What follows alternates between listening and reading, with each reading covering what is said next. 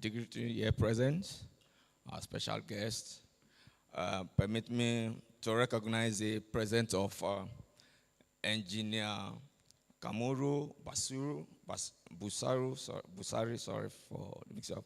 He's the Director Upstream, Ministry of Petroleum Resources.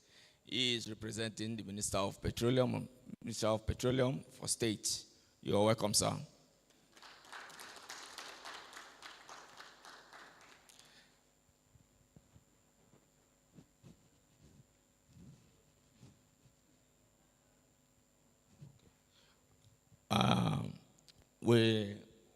They call the attention of the safety people of the building for us to have to give us a brief of where we are and in case of emergency, how we're going to evacuate the building. Thank you.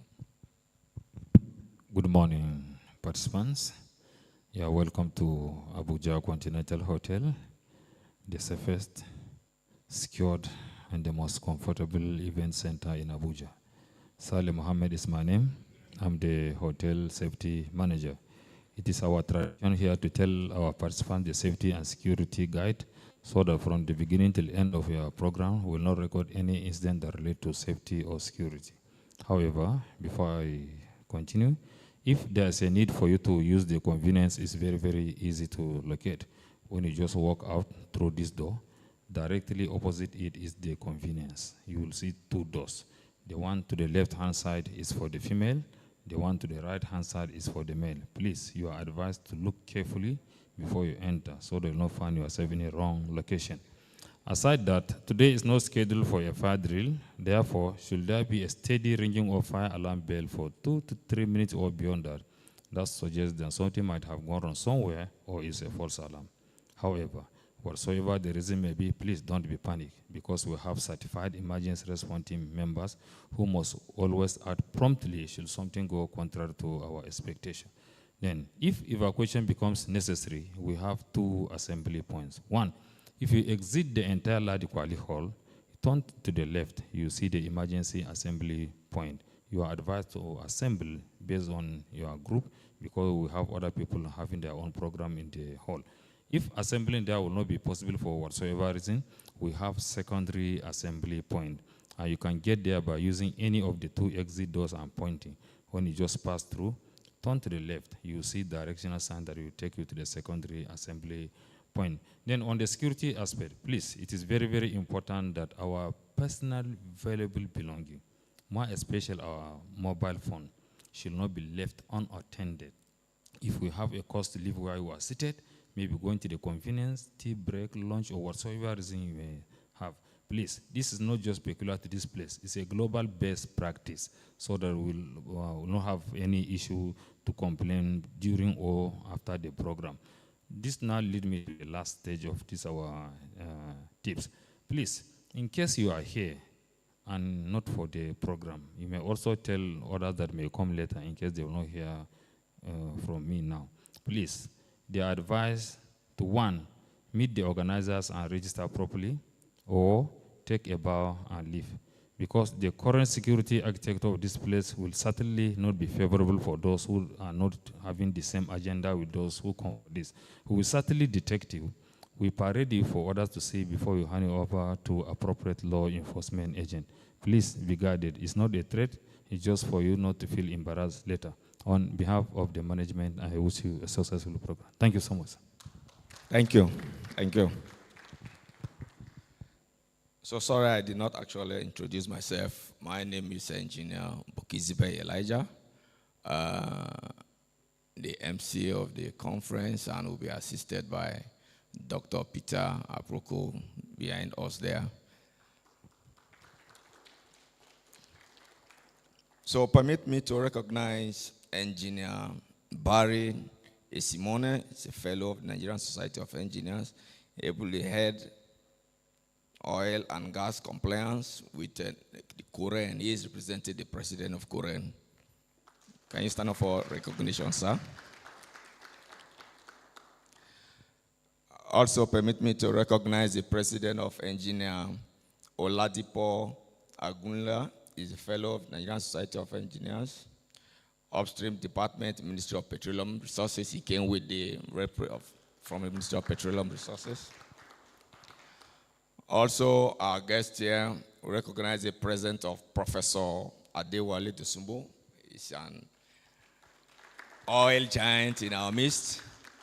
He's a known name in the industry. It's somebody that can never be hidden. Wherever he is in the conference of engineers and the oil industry experts, you will always see him. He was my lecturer when I was an undergraduate student. And he taught me drilling engineering.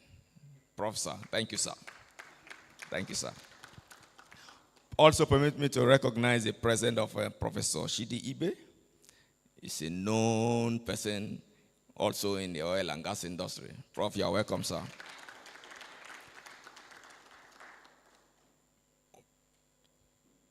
Permit me to also recognize the presence of Engineer Nelcon Obidike Uzu. He is the Petan Deputy President. You are welcome, sir. Also in our midst is the Engineer Ebuka Olisa. Can we recognize you, sir, if you are in our midst? You are welcome, sir. Okay. Dr. Francis Weke is also present here. Dr. Weke, can we recognize you, sir? Also, Dr. Felix Amiofori, you are welcome, sir.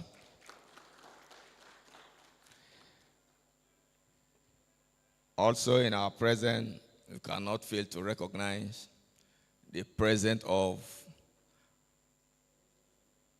the society himself, the person of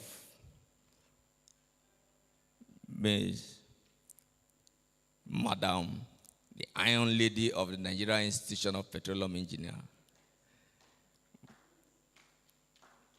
Madam, can you stand for recognition? You know, you are known. She is the one that is making everything happen.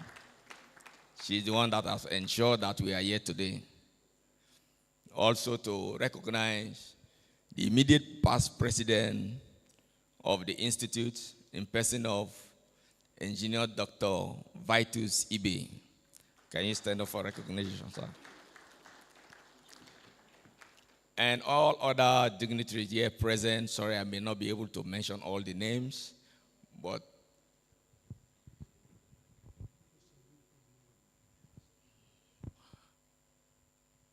also in our present, we have Professor Yinka. Prof, you are welcome. We are glad to have you in our midst. Madam, can please stand up for recognition, Prof. Omar, guys. Sorry, man. Thank you. So we'll go to our next stage of the program. Please, can you distribute the...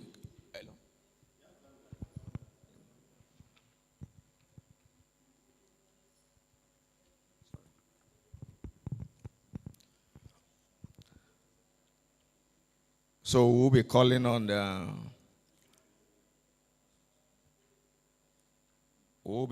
the president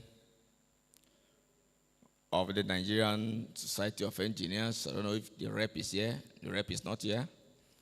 Okay.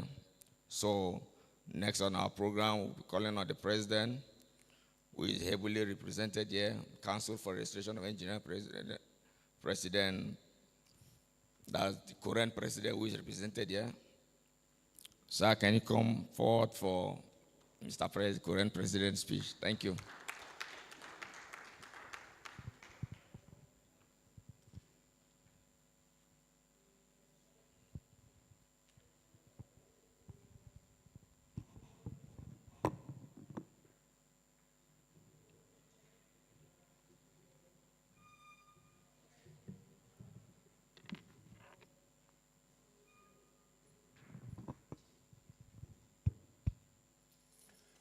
Good morning, ladies and gentlemen.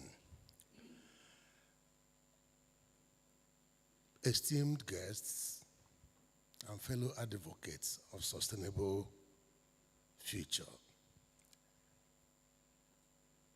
May I stand on the existing protocol because it's a very technical session. We're not here for a flowery discussion, here for serious business. I want to therefore crave your indulgence to bring the felicitations of the President of Koren to this particular third conference of Petroleum Engineers Association, Engineer Professor Abubakar Sadiq Zubair.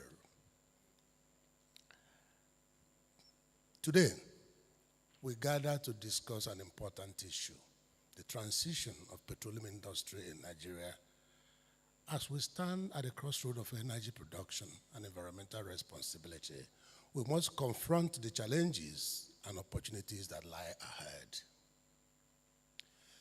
Nigeria, endowed with very vast oil reserves, has long relied on petroleum industry as a cornerstone of our economy.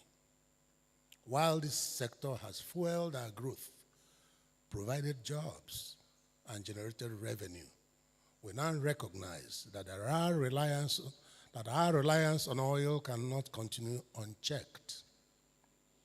The global energy landscape is shifting, driven by climate change, technological advancements, and a growing demand for sustainable practice.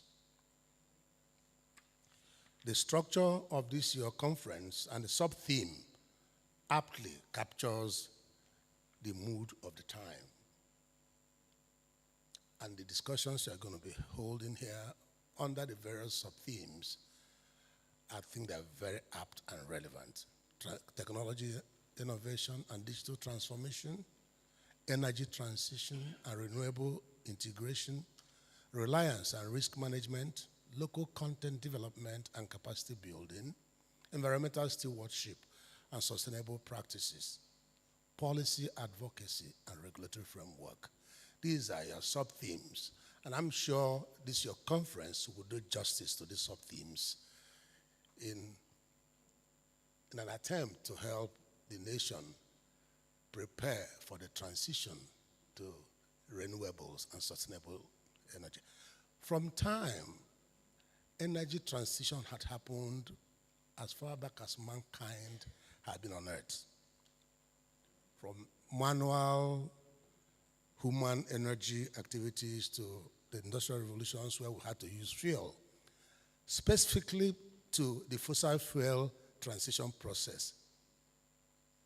Started with the first fossil fuel that was energy, that drove the energy of the time was the solid hydrocarbon coal. And we watched when we transited from coal to petroleum, and we are watching the transition now from the liquid hydrocarbon to the gaseous phase of the hydrocarbon. The interesting thing with the current transition is that it is caught in between a new order transition, total alternative energy source. We all know that fossil fuel is a depletable resource. It's not a renewable resource. And so the world has been advocating for a more sustainable energy resource. And we are home now with solar energy technologies, EVs, and all that. So this transition is real and is upon us. And as a nation, we must be prepared for it. I'm sure that is why this conference has so aptly captured their theme. As a regulatory body, we are interested, as Koren, in regulating the activities and the transition activities that is going to be experienced. And it's important to provide at this particular conference the new direction of Koren. Koren, in the past, focused on regulation, certification, but with the recent amendment of the Koren Act, enforcement has been added to that. So Koren now enforces the regulations.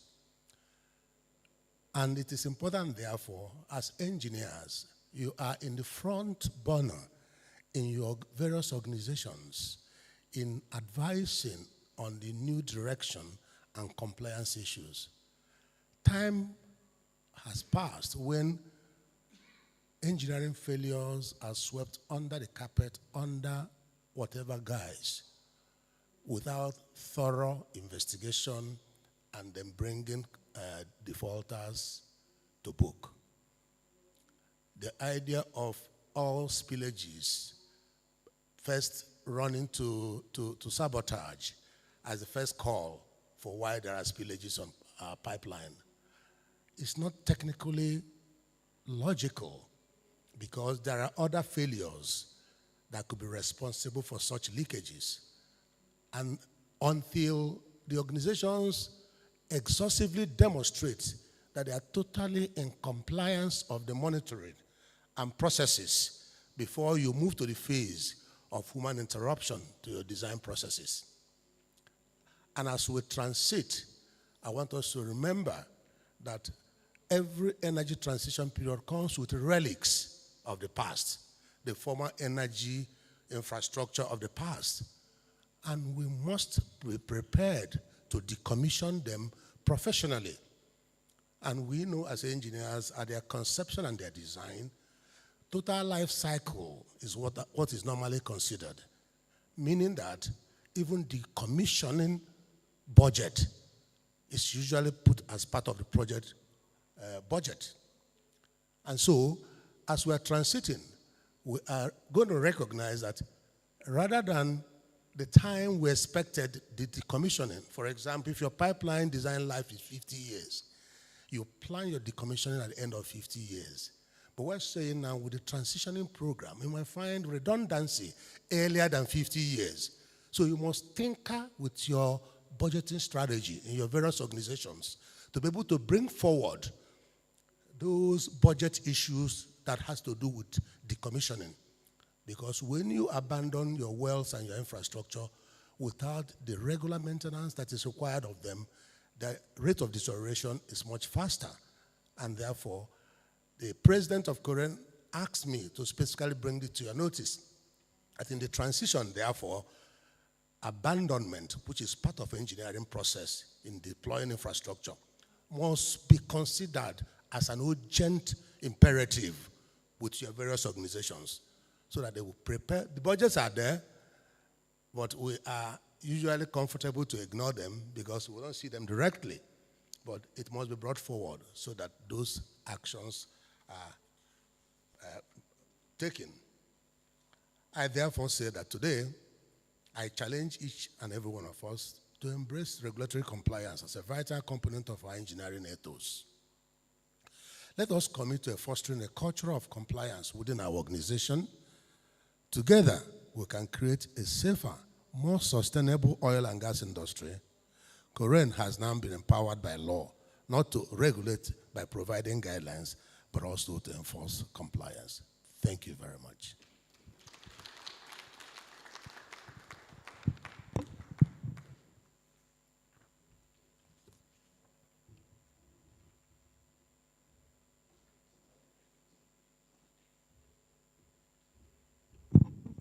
Thank you, sir. More round of applause for him. So, next on our list, permit me to invite the President, Nigerian Institution of Petroleum Engineers, no other person than the engineer Priska Kennedy to give us a speech. You're welcome.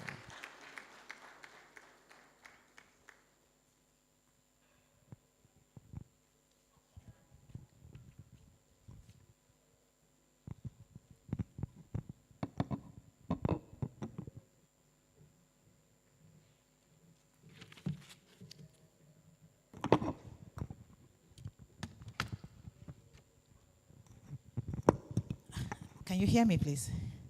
Thank you. You're all welcome. Distinguished guests, special guests of honor, the honorable ministers, esteemed industry leaders, my fellow engineers, respected delegates, ladies and gentlemen. It is my great honor and privilege to welcome each of you to the year 2024 annual conference of the Nigerian Institution of Petroleum Engineers. We have gathered here at the Abuja Intercontinental Hotel with minds framed, hearts committed, and hands ready to shape the future of Nigeria's energy industry. I am delighted to acknowledge our distinguished special guest of honor, both of Nigeria's honorable ministers of petroleum, Senator Heneke Lokupobere and Honorable Ekperepe Okpo, I hope I pronounced them well, forgive me, whose commitment to the progress of our sector and support for this conference underscores the vital importance of our discussions here these 2 days.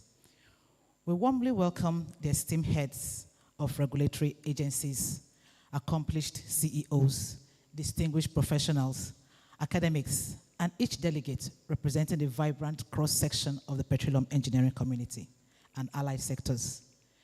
The gathering is a testament to our shared dedication to driving the Nigerian oil and gas industry forward, sustainably, innovatively, and with resilience. Our theme this year, the Petroleum Industry in Transition, Sustainable Solutions for Nigeria, captures a momentous journey we have undertaken as an industry and as a nation. It reflects both the challenges and the unique opportunities that our evolving energy landscape presents. With the global energy transition gaining momentum, oil and gas industries worldwide are navigating uncharted territories, balancing economic imperatives with environmental responsibilities.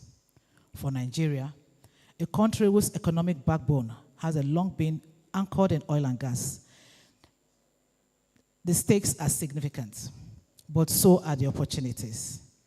We are here at this conference to explore what it means to embrace this transition while ensuring that Nigeria's growth and development needs remain at the forefront. Actually, by the time you get the conference program, you will see the speech there. It's a long one, and I don't want to keep us talking for too long. But I want to let you know that you're all welcomed. We're going to have a very beautiful time together, listen to the speakers, and take out the information that we need here to work together as an institution to move forward. Once again, I want to say thank you and welcome.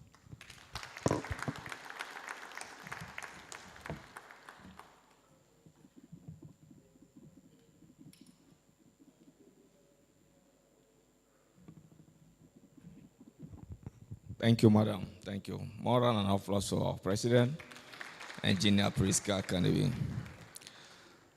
So on our list, on the program, we'll be inviting the Honorable Minister of State, Petroleum, in person of Senator Heneke Lokupobere, duly represented by Engineer Kamuru Busari for the ministerial address.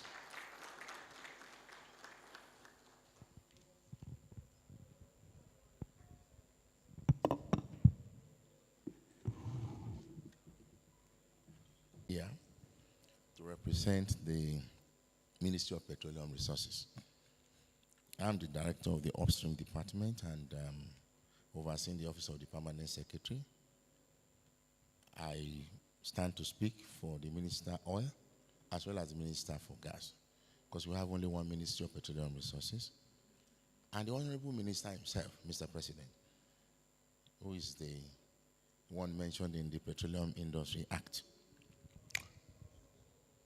I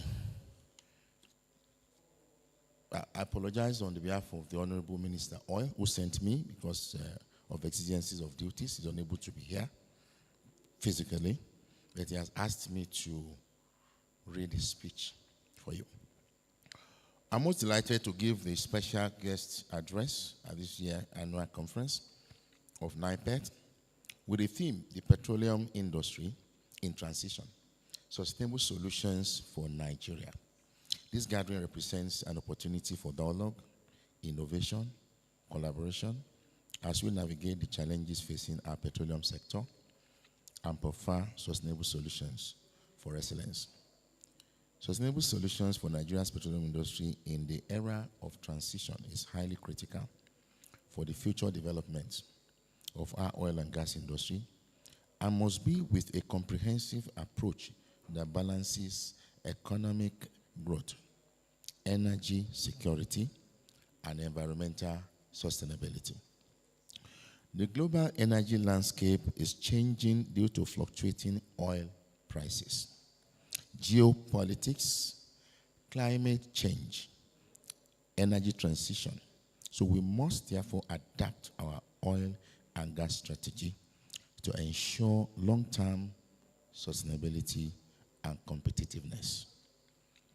Our response is a proactive approach to revitalize our entire upstream, midstream, and downstream sector through infrastructure modernization, security enhancement, regulatory streamlining, investment attraction, technology adoption, and cultivating partnerships that transcend borders and ideologies, thus balancing our economic dependence on oil and gas resources with the need for sustainability.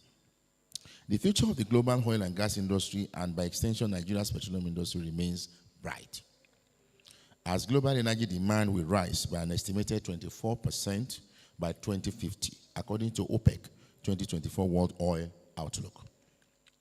This demand will be fueled by a world economy that is expected to double in size, growing from $165 trillion in 2023 to $358 trillion by 2050. OPEC forecasts a rapidly expanding world population that will surpass more than 9.5 billion people by 2050, from a level of 8 billion today, with most growth driven by a substantial geographical surge in non-OECD developing countries. Urbanization alone will account for over 500 million people moving to cities around the world by 2030. In bridging the projected global estimated demand growth, the upstream regulator NUPRC recently launched the additional 1 million barrels per day initiative to ramp up the country's oil production. This initiative is a fair target, considering our national technical production potential of over 2.26 million barrels per day. I challenge the industry players to ask government what we can do to add 2 million barrels per day to the existing production within the next 2 years. The initiative would be achieved by optimizing all our existing assets, by implementing enhanced oil recovery methods to maximize extraction from mature fields, and fast-tracking development projects, expediting approval processes for the foreseeable future, with a share of the global energy mix projected to stay above 53%, 53% through 2050, with oil alone retaining the largest share at about 29%, as the world demand goes to an estimated 120 million barrels per day by that time, with a potential for it to be higher. To meet the rapid and robust growth in energy consumption, the industry needs to boost investment levels significantly in the years to come. Based on OPEC research, cumulative oil-related investment requirements from now until 2050 will amount to approximately $17 trillion, or around $630 million on average per year. Securing this vital funding is essential to maintaining security of supply and avoiding unwanted volatility. In attracting the needed investments to Nigeria's petroleum industry, His Excellency President Bola Ahmed Tinubu, GCFR, in February 2024, signed 3 executive orders as part of the federal government of Nigeria's commitment to improve the investment climate and position Nigeria as a preferred investment destination for the petroleum sector in Africa. The executive orders hereinafter referred to as the order are Oil and Gas Companies Tax Incentive Exemption Remission, Order 2024, Presidential Directive on Local Content Compliance Requirements 2024, Presidential Directive on Reduction of Petroleum Sector Contracting Costs and Timelines 2024. The Presidential Executive Order on Oil and Gas Companies Tax Incentive Exemption Remission etc. Order 2024 provides fiscal incentives for deep water oil and gas projects to achieve a competitive internal rate of return and foster investment. These fiscal terms are competitive to attract new and massive international investments while also revitalizing the industry. The passage of the BIA 2021, which provides clear regulatory framework with attractive fiscal terms like progressive royalty rates are compared to pre-PI royalty rates for all terrain. Reduced royalty to 2.5% for gas produced and utilized locally. The introduction of hydrocarbon tax and company income tax that are cumulatively lower than petroleum profit tax pre-PIA. Zero hydrocarbon tax for deep offshore operations. Consolidated taxation on lease and company basis for other fiscal terms. We are modernizing our infrastructure systems to enhance production from our upstream as well as productivity in the midstream and downstream sectors to meet the needs of our citizens and the world at large. To this end, we are digitizing our oil production system with the contract awards for metering 185 crude oil flow stations and the deployment of advanced cargo tracking technology to monitor from the point of production to loading of every cargo to movement to its points of destination. Through automation, advanced analytics, and artificial intelligence, we will upgrade our infrastructure to reduce downtime, increase evacuation efficiency, improve supply chain management, and refining production processes. We have adopted the public-private partnership model for the value addition of our crude oil in the midstream and downstream segments of the oil and gas sector, with the creation of 8 liquid licenses in the PIA, which would spur industrialization with oil and gas-based industries and thus make Nigeria Africa's refining hub. We have put in place incentives, tax exemptions on refinery equipment, importation, which is part of our plan to make Nigeria self-sufficient in petroleum products and Africa's refining hub. We will drive with a review of our midstream and downstream infrastructure development plan to ease feedback access, upgrade our aging refineries, encourage new state-of-the-art refining facilities, develop robust distribution networks for efficient product distribution and finished products evacuation as a means to encourage pipeline connection, storage tanks, distribution points, rail network, energy strategy reserve, dredging of various rivers like Niger, Ethiopia, Edo, Kwa Ibo, etc. Investment in midstream and downstream infrastructure will yield significant cost saving and increase revenue for petroleum companies. Upgrading infrastructures like pipelines and storage facilities will reduce transportation costs and delays, thus enhancing efficiency and lower operating expenses. Improved refining and processing facilities will elevate product quality, allowing companies to produce higher value products that meet market demands, attracting more customers and boosting revenue. Notably, expanding infrastructure enables better market access and diversification, reducing reliance on a single market and increasing profitability. The industry has adopted the prohibition of flaring or venting of natural gas and submission of a natural gas flare elimination plan in line with the PIA 2021, which is one of our pathways to greening the petroleum industry and ensuring net zero by 2060. In that regard, all field development plans being approved by the upstream regulator now incorporate carbon monetization plans to ensure production processes are environmentally friendly and sustainable.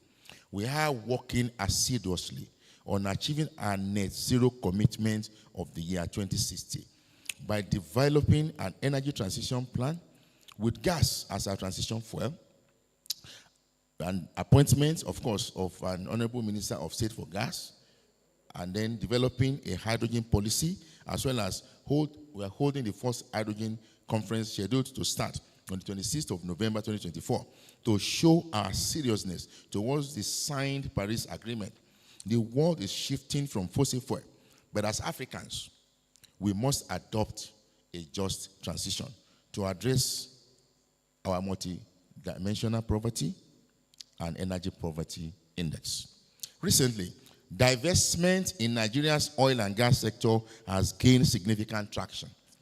Divestment is within the rights and purview of investors because of the principle of free entry and free exit. But we see it as an opportunity to empower local players and indigenous companies, enhance local content, create employment opportunities, and build capacity in the oil and gas sector, while also boosting production with the country. We will therefore ensure that this transition is smooth, equitable, and beneficial to both the industry and the country by carefully reviewing the credentials of the buyers to ensure that they have not only the financial resources, but also managerial and technical competency to grow these assets. We are strengthening the host communities development trust as a critical strategy to foster sustainable shared prosperity and provide direct social and economic benefits from petroleum operations to host communities while enhancing peaceful and harmonious coexistence between settlers, that's the operators, and host communities. I'm happy to disclose that over 135 host community development trusts have been approved by the Commission. This is indeed a milestone in the implementation of the PIA 2021. Our strategic thrust is to ensure our industry remains competitive despite global decarbonization agenda by focusing on our cost of production. Our plans and desires are to ensure a unit cost of a single digit to maximize our abundant reserve for the wealth of our nation. We are optimistic that these sweeping reforms will help grow our reserves, ensure environmental sustainability, increase Nigeria's daily production, and create additional opportunities for new investments and higher revenue for both the government and investors. As we embark on this important dialogue, I encourage each of you to share your insights, experiences, innovative solutions. The collective wisdom in this room has the potential to shape the future of Nigeria's petroleum sector. Let us seize this opportunity to work together towards a sustainable and equitable industry that not only meets our current energy needs, but also protects our environment for the future. In closing, I would like to express my sincere gratitude to the organizers, speakers, participants for your dedication to this crucial cause. Together, let us pave the way for a sustainable future in Nigeria's petroleum industry. With that, I officially declare this conference open. Let us engage in meaningful discussions and work collaboratively towards solutions that will benefit our industry and our nation. Thank you very much.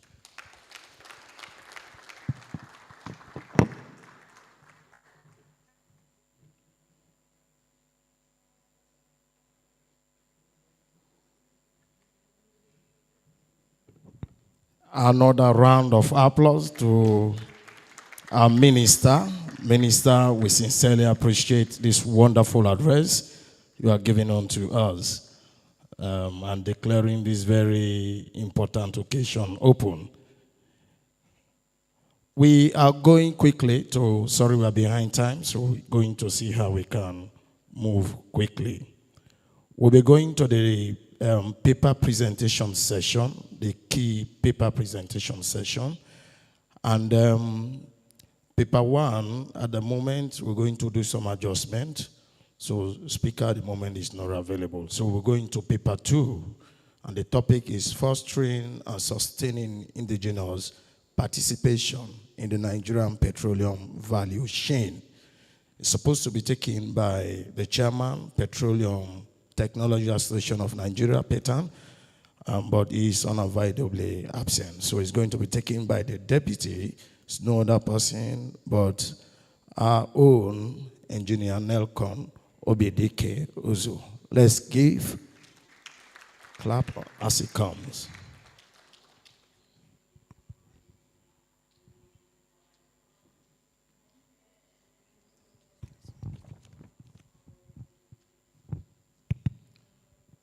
My Honorable Minister and the President of NIPetE, please permit me to stand on existing protocol. I'm the Vice Chairman of Petroleum Technology Association of Nigeria, as well as the Vice Deputy for this association. I will talk to you, I'm talking to you about PETAN. PETAN is an association of more than 120 service companies in Nigeria. We started in 1994 On 13th of December, we are going to be 30 years. We are celebrating it at Oriental Hotel in Lagos. What are we doing? These are Nigerian companies that have been trained by multinational, and everybody have started collaboration and build enormous capacity on the value chain from exploration to production. We are in there. We have our member companies in those groups. We form what we call technical groups, where people who are doing drilling will come together. People who are doing well services will come together. People who are doing this. So we form a cell. So if you come there, you're going to see a group of people who are doing whatever services you want. This is the easiest way, or whatever has happened during the COVID. A lot of multinational left, or their staffs left. We sustained oil production within that period. Everybody can testify because movement around the world were disrupted. We were the companies that stopped, that continued the production of oil and gas within that phase. We have come inward to lower the cost of production. I could remember when I started oil field in early 90s, it was a huge amount. Some people, they were paying 1,000 something per day, who they claim to be expert. I don't know what has happened. Now, they are not paying such amount of money, so they are reduced the cost of production. And the people now, the services are at your backyard and bake and corn. That is what we've done. Before now, they used to mobilize service provider from Australia, from Houston, from UK, and others, from Aberdeen. But today, the longest you can get is Abuja, or Port Harcourt, or Lagos. Everything is in country, in Nigeria. So those are the things we've done for the oil and gas industry. We are supporting marginal field development, the local participation, to say, even if you don't have the cash today, we can render that services on agreement where when you harvest oil, you cannot pay us at a margin. We have that arrangement from drilling to production to everything you can think of within our organization. So we have put that in place. Another one we are doing is turnkey services. We want to drill a well. Our members will take up that well at a figure and bring in other service providers that will provide it for you. So you don't need to be talking to different contractors and cracking your head where you will get whatever you want to get. We are providing a lot of turnkey services to marginal field today, where we take off a project and split it within our group. What has done on this is collaboration. This has helped us. Instead of competing, we are collaborating, because when you get into that cell, we split both the resources and the revenue that come from such project. Unlike what used to happen before, people are killing themselves and making all kinds of unprofessional competition. We are eliminating that through this association. The next thing I will tell you a good story is sustainability. What we are doing on sustainability. Today, everybody is aware of Japa syndrome. Many petroleum engineers trained in good Nigerian universities have gone to Kuwait, have gone to Aberdeen, have gone to Houston. Some of them are refusing to come. So we have set up a system within NIPetE, what we call internship, in the help of NCDMB and Shell. We had the last one we have is 150 graduates. We take them through 2 years program to our individual companies. We had 6 that work with me. They just finished. Some of them did very well. What we have done now in my own company, we gave them a contract for 1 year to give us enough time to assess who and who we will retain. That's how those people who have been without job for 3-4 years have gotten a job. So 120 companies taking 6 people you can check the calculation. That means we've equipped them with skill, equipped them with knowledge. It doesn't mean that we must employ that number, but we've equipped that number now to get skill, to start off their career, because the universities are not equipped to the same industry expectations. You need to be retrained from university. University equip them with analytical skill, with theoretical skill. When they come into the industry retrain them specifically to what they need.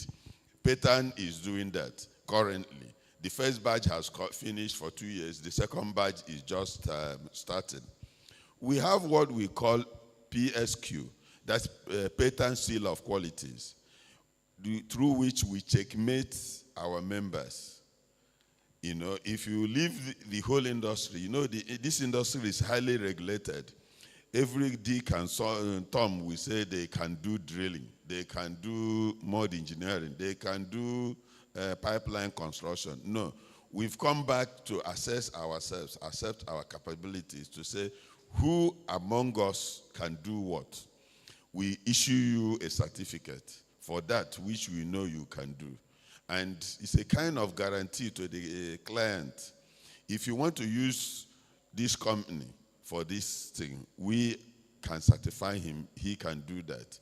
So that the issue of quality, the issue of safety, the issue of compliance will be reduced.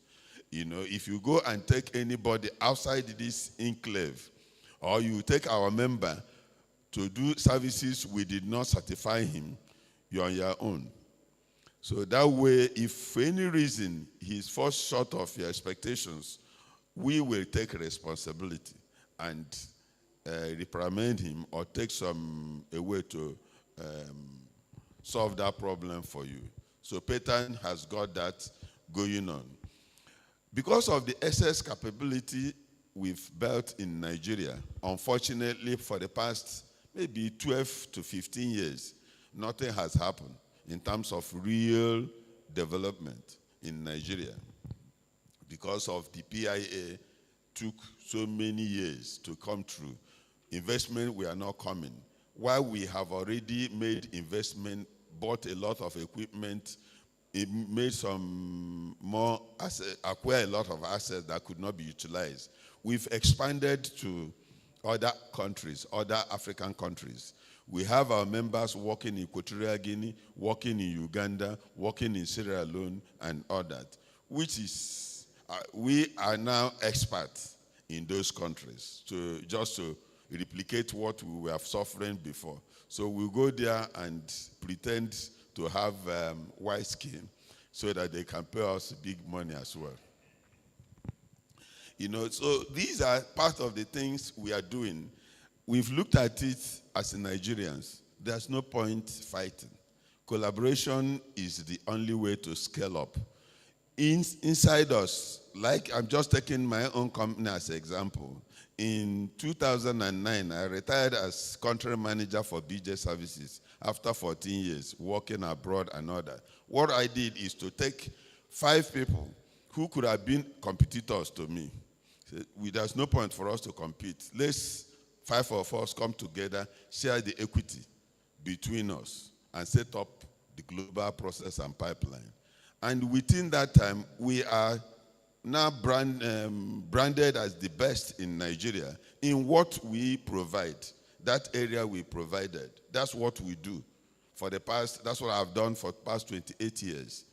You know, so there's no point, Okonkwo and Sons, share capital, 300 naira. Why don't you scale up to big something and split the equity? All of us are very happy being in that union. As we are here now, we have very big project going on in Port Harcourt and other in the field and all that. But I'm not bothered because responsibilities are shared. And somebody somewhere is taking that responsibility as his own because he's part of it. So collaboration has been the easiest way to scale up.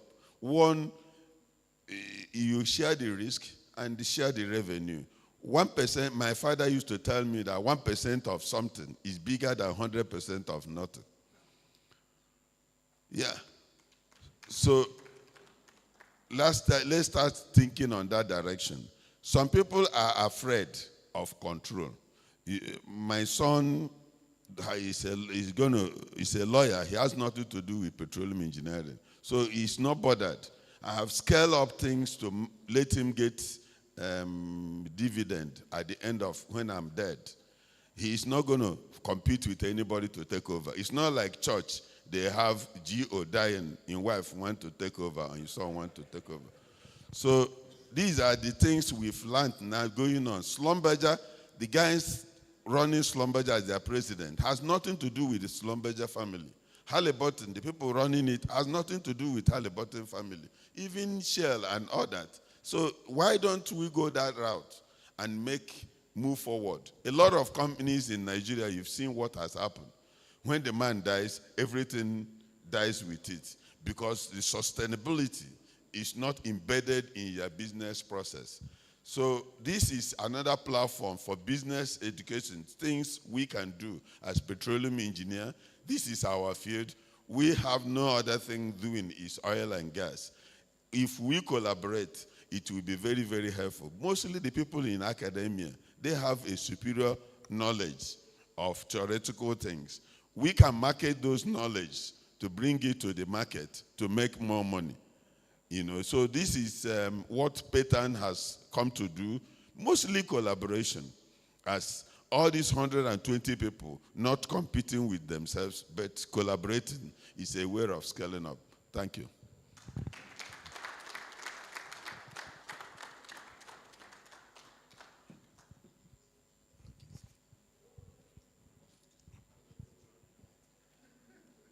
Let's give another loud applause unto our able Deputy National President and also the Deputy Pattern President.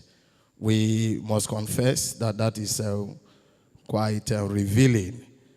There is nothing they say we are better when we work together. So please, I know that there are many of us that might not have been aware of this Pattern group. Today, we have heard about them. Their work, collaborative, and also try to, bring these young ones, immediately they're out of the institution, bring them, give them industrial, knowledge, and then try to take their eyes away from the Jagba syndrome. Thank you very much, sir. Okay, the next paper that we're going to be taking is going to be taken by somebody that is highly respected, and the topic is dealing with the legal and regulatory roadblocks impeding the growth of Nigerian petroleum industry. Permit me to say a few things concerning this speaker. I want to say that she's well-read, well-learned. She is Nigerian, a leader in the energy law, Nigerian energy law. She is an expert in that area. She is also the former secretary of the board of NNPC. I also want to say that it will interest you to note that she was the first person that drafted the first PIB, and that is no other person but Professor Yinka Omorogbe, SAN. Let's clap as she comes to mount the podium.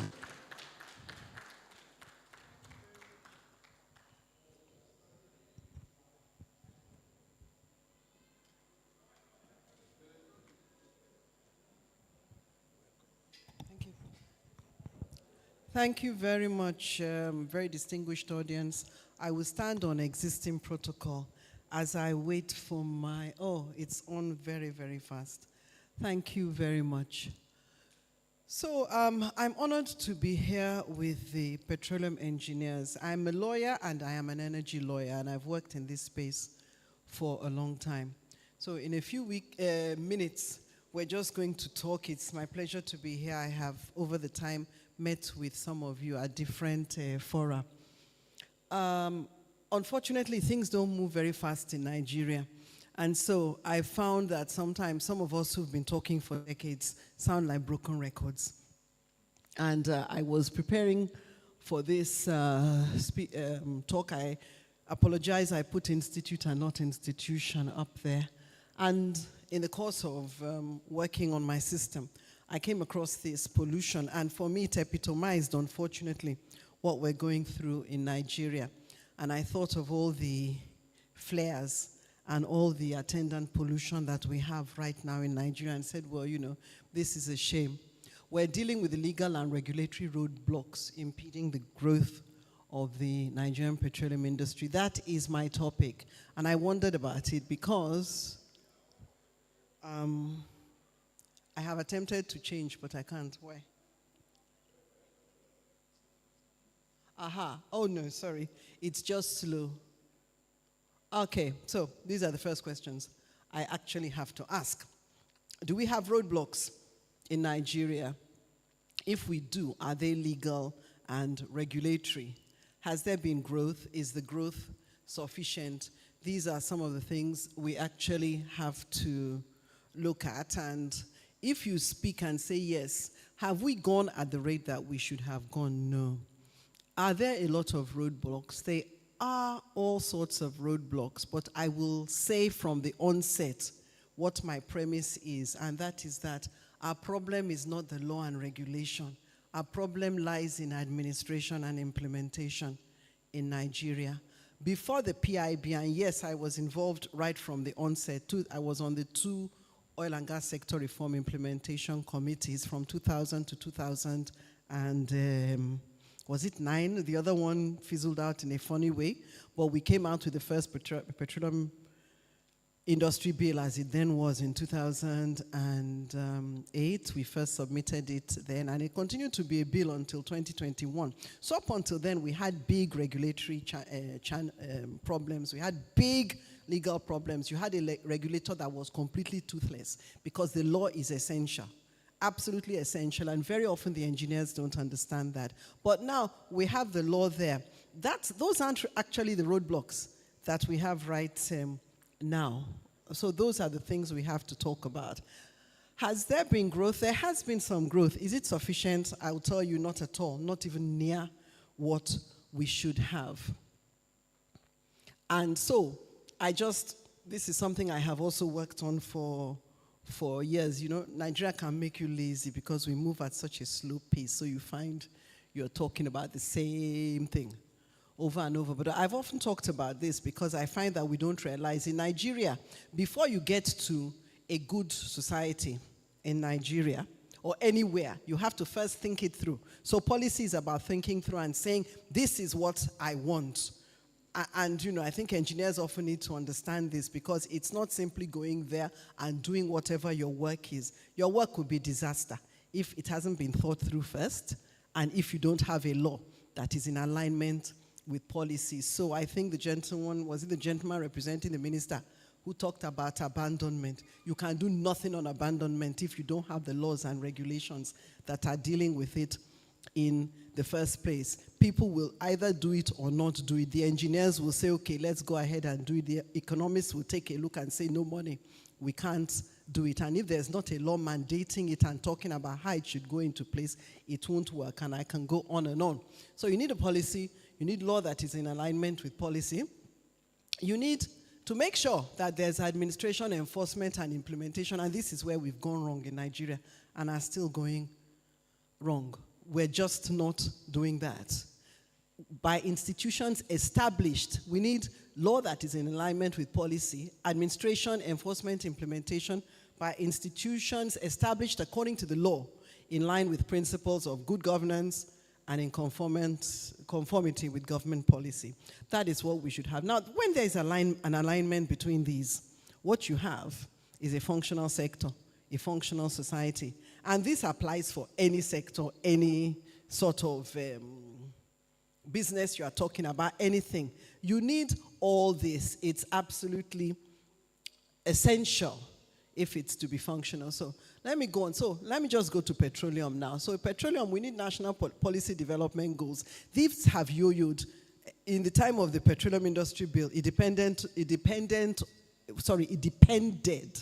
on the minister or on a powerful person's personal interests at some points. So we did not always have clear, discernible policy. We tried to have that during our OGIC process. But between when the bill went in and it yo-yoed around and it had different versions, you could see all sorts of interest, institutional interest, all sorts of things coming in. And that was one reason it took forever. But anyway, we've come out with the Act, other laws and attendant regulations, such as the Nigerian Content Development Management Board law. But generally, we have the Petroleum Industry Act as the omnibus law, and then we have attendant regulations, and regulations are still being made, and they're essential completely, and we have the regulatory institutions. So now, functionally, we should have administration, enforcement, and implementation by the institutions of the industry. And we should have NNPC as a commercial institution, stripped of all policy and regulatory function. So this is what we should have. NNPC is totally commercial there. And what we should end up having is this: a transparent environment. It should be functional. No more subsidies, no more imported fuel, functioning refineries, virile gas industry, fully supportive of the power sector. This is what we should have. We're far from that now. But we are working at our normal slow pace in Nigeria. We're working there. We have NNPC. It's still very, very much involved in regulation, and it shouldn't be. This is actually a central tenet of the law, in fact, of reform, was that the roles would be separated: commercial, policy, and regulatory roles. It's still very much there. We have institutions, which is great. They're not as functional as they should be, but they're empowered.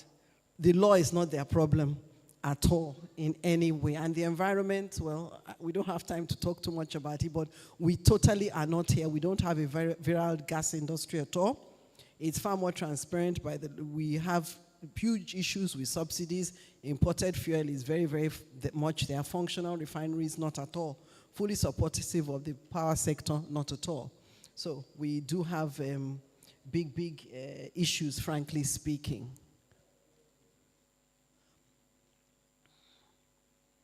So this is the Act. I'm just going to mention it very, very briefly.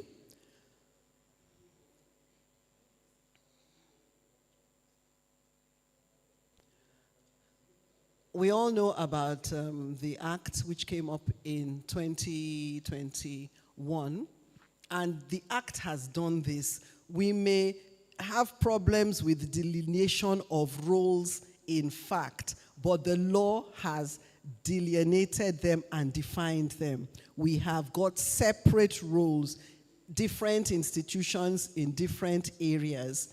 It's provided for the emergence of clear regulatory frameworks for the upstream and the midstream sectors. It has created a commercialized national petroleum company, the Nigerian National Petroleum Company Limited, and two regulators. We have the upstream and the downstream, midstream, downstream regulator. And so it's been in force for 3 years. How well has it performed? It has been there, though. Law isn't the roadblock. That's what I'm trying to say. During this period, there have been some improvements. I could look at this and tell you about the no improvements, but I've decided not to, and I've sort of concentrated on some improvements that I won't talk about too much. I mean, apart from this one, the enabled regulators. Now, the establishment of these regulators is significant, and the most significant regulator is not the one you think, the upstream one, because we sort of have always had that. That's the DPR, but the DPR was a completely toothless bulldog that had no money, had no power, had nothing, and could not really perform its function. Now we have one that has been fully empowered by the law to perform its function. We have a totally new agency, and that's the midstream and downstream, and that is the most important, because petroleum in the ground is fine. Petroleum when it comes out is fine to use. It spend it and you get money. But petroleum that develops me and makes me better is the one that is utilized and has been refined and made into different products by the different industries in the midstream and the downstream. So the authority is actually the most important. But we have these two. They have regulatory functions. They are performing their standing. They're not as strong as they should be. Regulators are supposed to be strong and independent. We didn't make us as strong and independent as they should be, but they are there. And that's a huge, huge positive. They're not standing as they should. I mean, if anybody gets up now and talks about the price of petrol, it's going to be NNPC. That's very odd, should not be so. But that's not a problem of the law. The law is there, it has provided for it. So they exist, and these should help us to grow.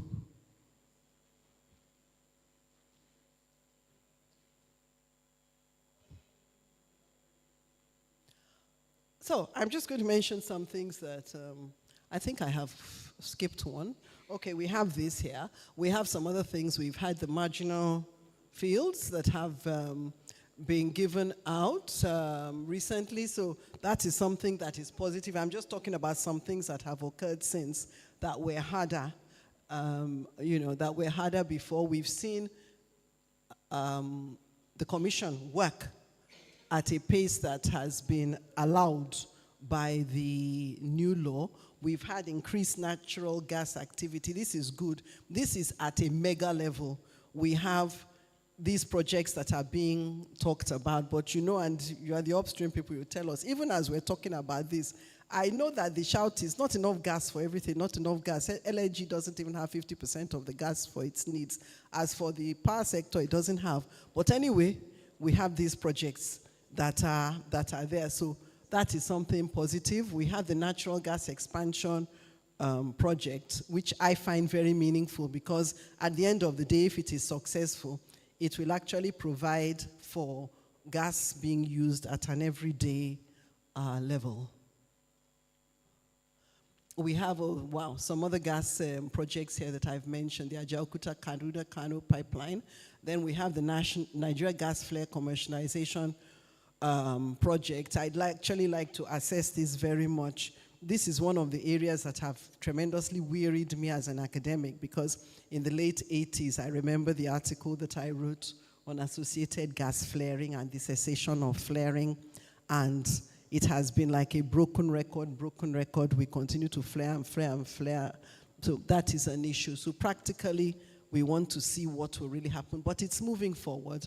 And then, of course, we have the CEPLAT project as well. So there are different things happening in the gas area, which is good, and I think that the enabling environment has helped. There are also, I didn't capture in my presentation, I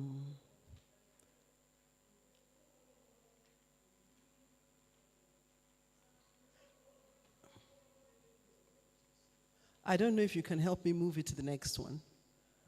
Thank you. So, I didn't capture them in my presentation, but there are many other little things happening. But when you look and see how the things will impact on us, sometimes it's very difficult. You have to look and look and look. And I'll give a little example of myself. I'm an energy lawyer who has gone into building solar mini grids. And in looking at my mini grids and looking at how to ensure that my grids get 24 hours electricity, I said, yes, it makes sense. I have to have some backup. The law provides for backup with diesel. Makes no sense. It's not economic. Of course, I have to have gas. This is a decade of gas. Last molecule, decade of gas, blah, blah, blah. Look for that gas. It's not easy. It's very, very hard. Very, very hard. So we have some of those problems. So there's a lot of talk in Nigeria. But I really want to say that there are some elephants in the room that we really need to talk about. When we're talking about roadblocks in Nigeria, I'm telling you that the first thing you have to look at is political will. You have to really look, because many anomalies are allowed in Nigeria. And when you start asking why are they allowed? They're allowed because there is not the highest political will. That political will is not always the fault of the top person. Sometimes that person is being fed things that are not true, or being fed information that is actually not for the good of the nation, is being told all sorts of things. Interestingly, a regulator, I found this very funny, but I listened to her and I knew where she was coming from. She sat down and she said, you know what she has found in Nigeria is that when you have PI greater than NI, the result is Turenchi. So I said, what do you mean? So she said, yes, when personal interest is greater than national interest, the result is Turenchi. So I said, yes, that's why there are a lot of speeches and you find that everybody is going somewhere, moving here, moving there, back and forth, but nothing happens. So honestly speaking, what are our roadblocks? The roadblocks come from a problem of political will. And that comes when you see that there is a stated objective or stated policy, and then somebody comes in who is supposed to implement, and that person is allowed to not implement effectively by doing something different, and that person is not corrected. That person will go against the stated law, against the regulation. In fact, the whole institution will go against the stated law and whatever, just because of certain things that really are outside. So the problem right now with Nigeria is not that we have had policy, no matter how good or bad it was.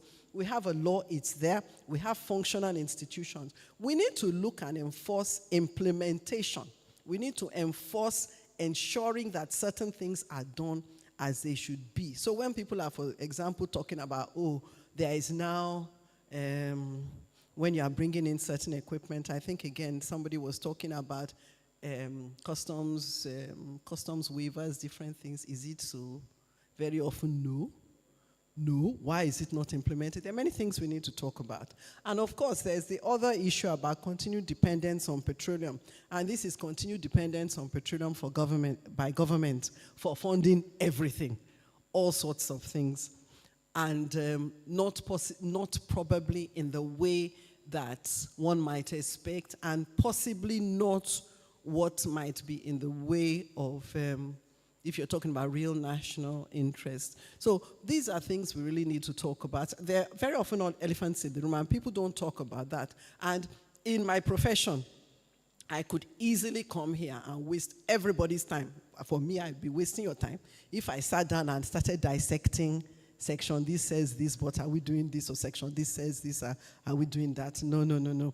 That's not the issue, or the case has decided this. No.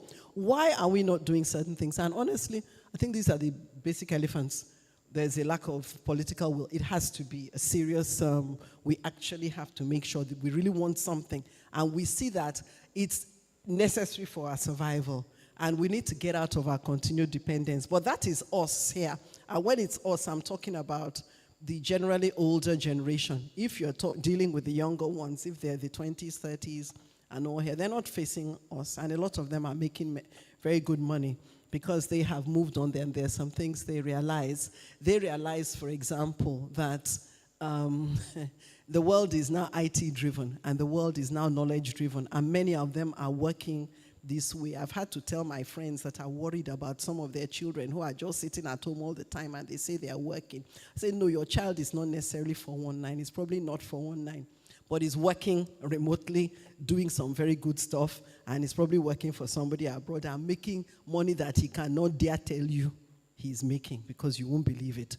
So these are just the final thoughts for me, because we have to think about this. When you look at the different industrial revolutions, you can see 1, 2, 3, 4. You have mechanization. They are driven, when we don't want to be climate compliant. I'm absolutely climate compliant. And I know it's a losing battle anybody's fighting. Even when they are saying natural gas is our transition fuel. You better hurry and use it, because what's it? Natural gas? It is a hydrocarbon. You won't get funding. You won't get markets. You won't get many things. It's stranded assets. That's awaiting you. I'm telling you, there's fact on this. That's why there's an African energy bank that's coming up because funding's drying up. A lot of the people, a lot of the companies living here, they are living here because Shell, for example, has a court case from the environmentalist that says that by 2030 it must have reduced its emissions by 40%. Of course it's going to get out, and that's Dutch court, oh, they obey their courts very well. Of course it's going to get out of the major polluting areas, and we are one. You look at some of these things, the law drives a lot of things in places where there's good governance. So anyway, we have mechanization, then we have mass production, so we have industrialization occurring late 19th century up to the mid. Then there's automation that has gone on, and then there's robotization, and you know that robots already working. This is the period of AI. There's so many things you can, that are being done for you. Computers do so many things for you. So much work is automated. This is the world. So these are, generally speaking, if you're looking at the developed world, that's it. But where are we? We're barely in the second revolution in Nigeria. So what that really means is that we have big issues, and we have to think about what to do about that. The other thing is net zero is a reality. I honestly think that especially petroleum engineers and the people in the sector, the ones who don't know, the 90% who don't know, must really realize that it's real business, and they are doing a lot to do that.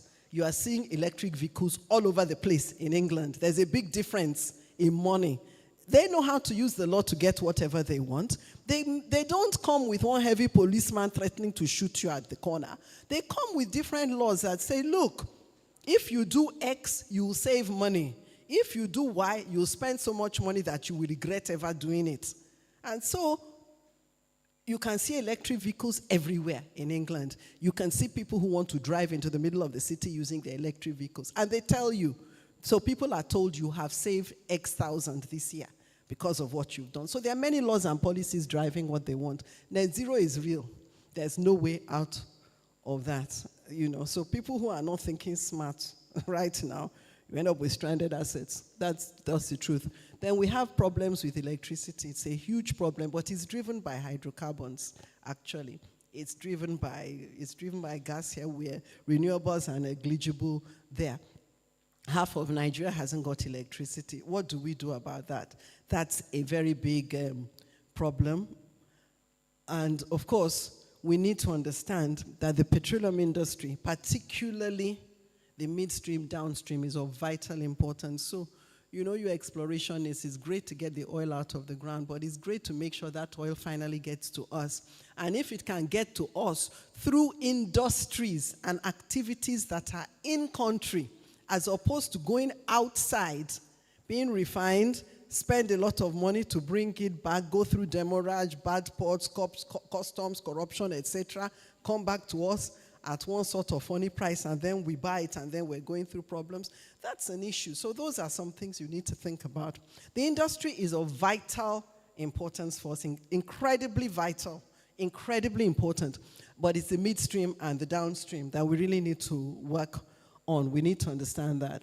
And we need to understand, finally, that Nigeria's growth, it depends on the petroleum sector. It remains the driver of the Nigerian economy. So at the end of the day, we need to deal with our roadblocks, but we need to look hard and fast at the roadblocks. It's not the law anymore, really, with the PIB. Anything wrong with the law, you can amend. It's the easiest thing. But when you live in an environment that says, you know, let them write whatever they like, I beg, you know. We will do whatever we want, whether it's in the law or it's not, then you have problems. So I think that these are a lot of things that you need to understand. The law is important, it's very central, it's fundamental, it's like a skeleton, you must have it. But at the end of the day, it's not the skeleton that makes you fat and healthy. It is the action and implementation that will make us fat and healthy. And that is what we want, if we want Nigeria that is truly growing. And so I stop there. Thank you very much.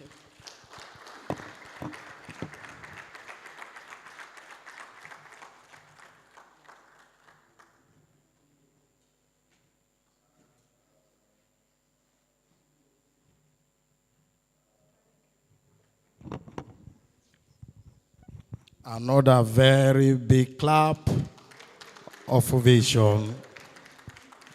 Ma, we are very, very grateful, a very insightful, interesting paper that you just presented. You are broadening our knowledge as it has to do with the law in the petroleum industry. If you take home from what she had just said, that one, to remove the roadblocks, we have to put the laws. The laws are very, very important, but as important as the laws are, there is a need for us to make sure that they are implemented. Implementation and actions is very, very key for us to be able to remove the roadblocks. She also pointed to us very clearly that the way to go in this age is for us to think of mechanization, smart working, digitalization, and so on. A very, very interesting paper that has just been presented. Another round of clap onto her. Sorry, we are behind time, and shortly we'll be going for a tea break. But before we go for the tea break, we want to take the next paper. And a very experienced person will be taking that paper. The paper is titled "The Petroleum Industry in Transition: Sustainable Solutions for Nigeria." I want to say that when you look at this topic, it is about the central theme, that we have for this our conference. And one that is chosen specially to deal with this topic is no other person but an executive commissioner of development and production who is working with the NIPROC, an experienced engineer in this sector. Is no other person but Engineer Enorense Amadasu. Let's clap as he comes to take this topic.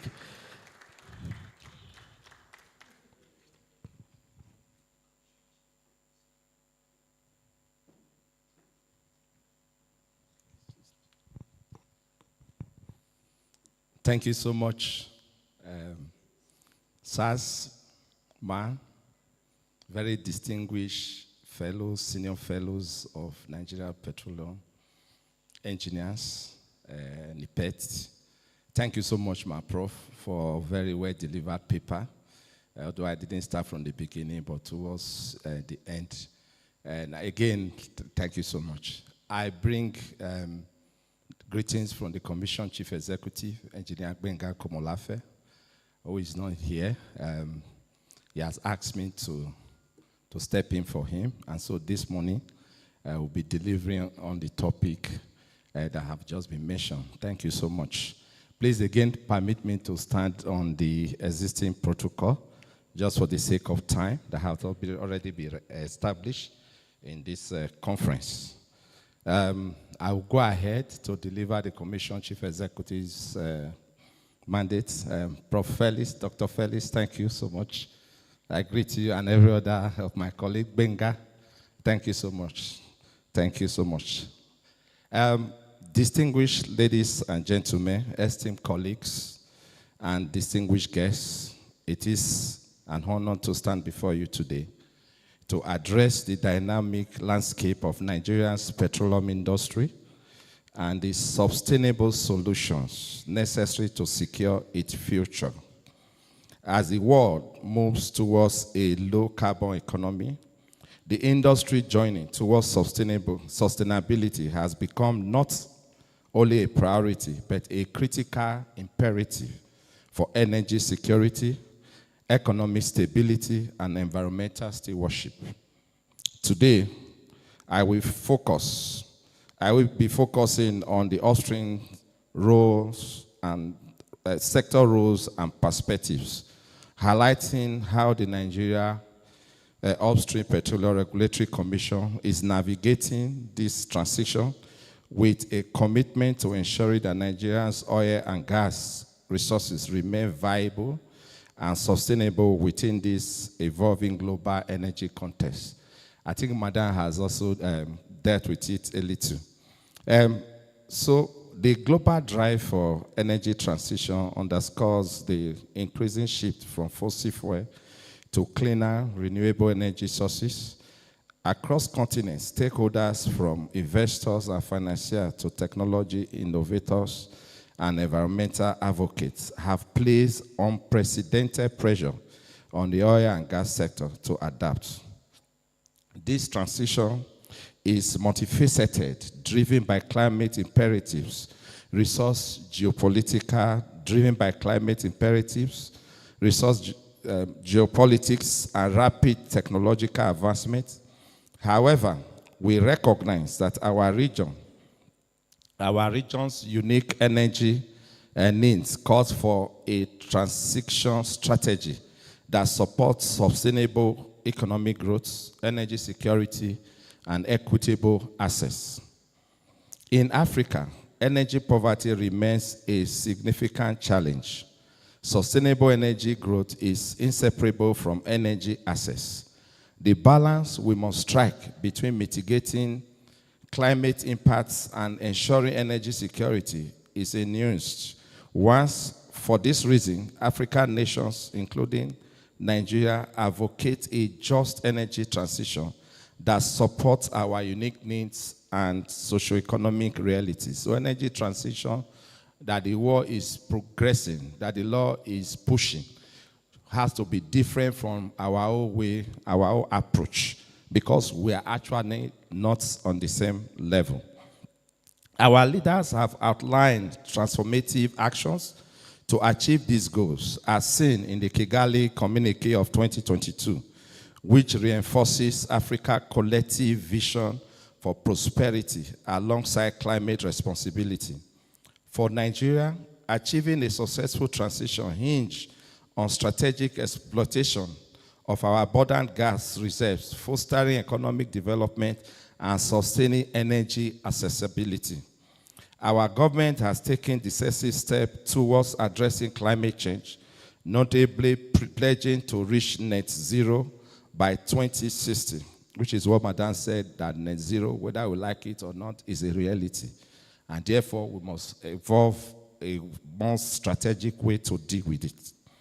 The enactment of the Climate Change Act 2021 and the launch of Nigeria's Energy Transition Plan underscore our national commitment.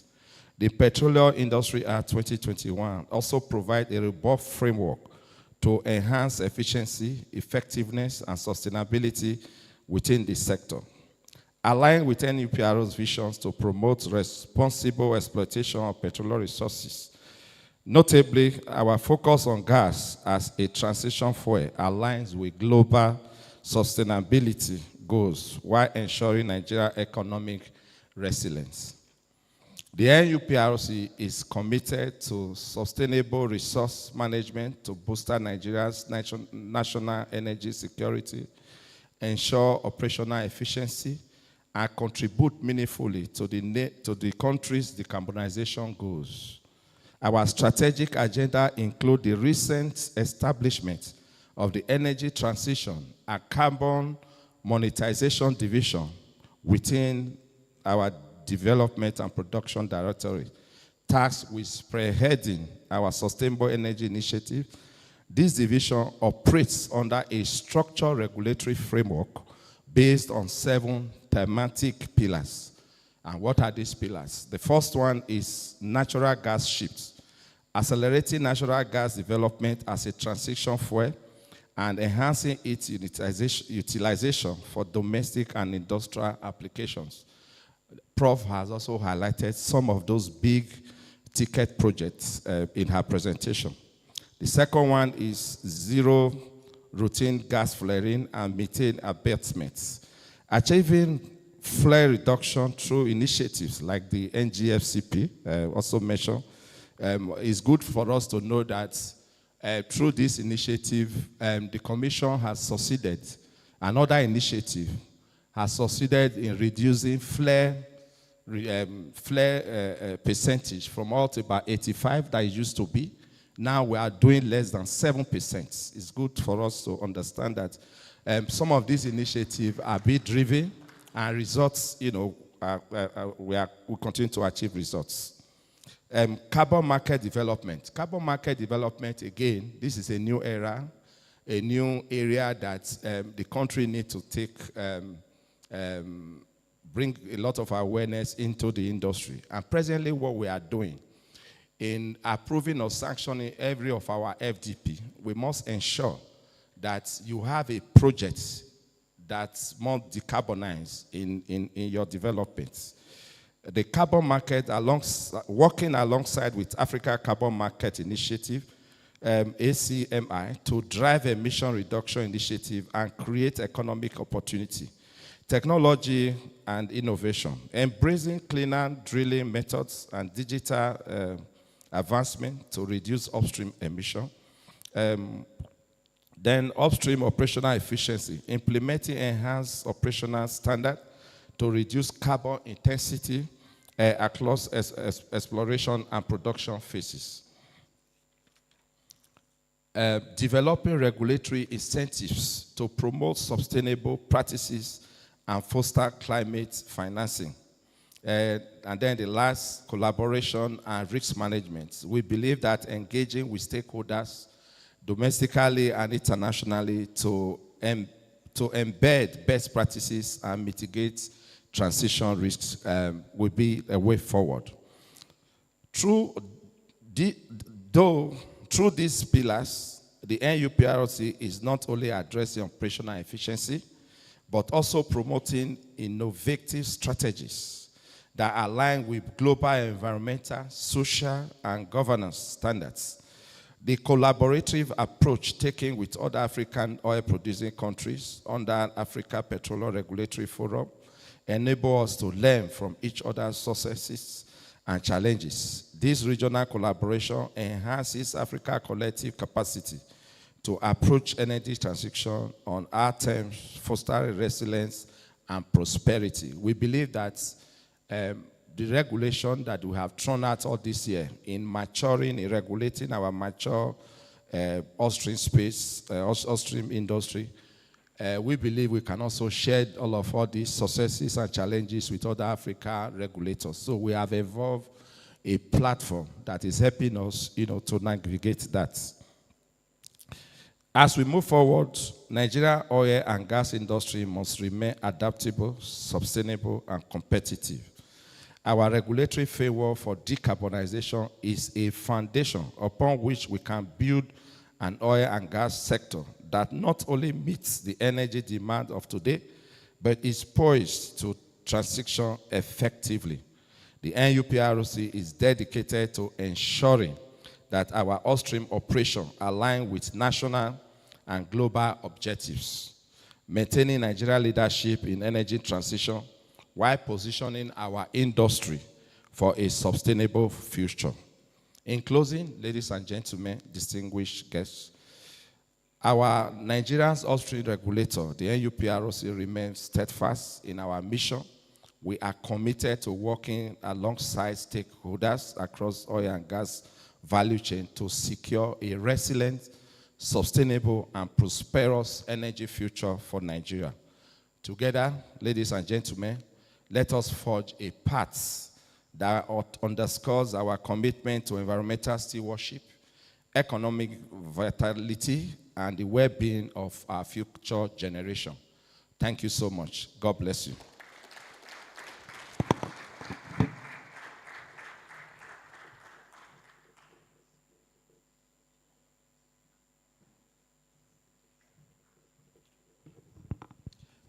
You can agree with me that coming here, we have learned a lot of things. One more time, let's give a big clap onto our most experienced engineer. Sir, we must tell you that you have thrilled us with the vast knowledge you have in regulation. the NUPRC. I used to, having worked in this industry for some time, I used to ask myself, based on what I see, assuming that we don't have regulatory body at all in the petroleum industry, what would have been happening? I tell you that there would have been serious anarchy here and there. But thank God for a regulatory body that is doing their best, to ensure that they try to make sure that they encourage operational efficiencies and also make sure that all the companies embark on, global best practices, all geared towards making sure that we make good use of what we are getting and at a very at a very safe operation. At this junction, without wasting our time, we're going for our tea break. I know that we have spent some time sitting down. So we have about 30 minutes for us to go for the tea break, after which we'll be coming back to continue on this conference. We'll be stepping out. I think the arrangement is already been made, so we'll just step out, have a tea break, and then we're coming back. 30 minutes. Thank you very, very much. Thank you.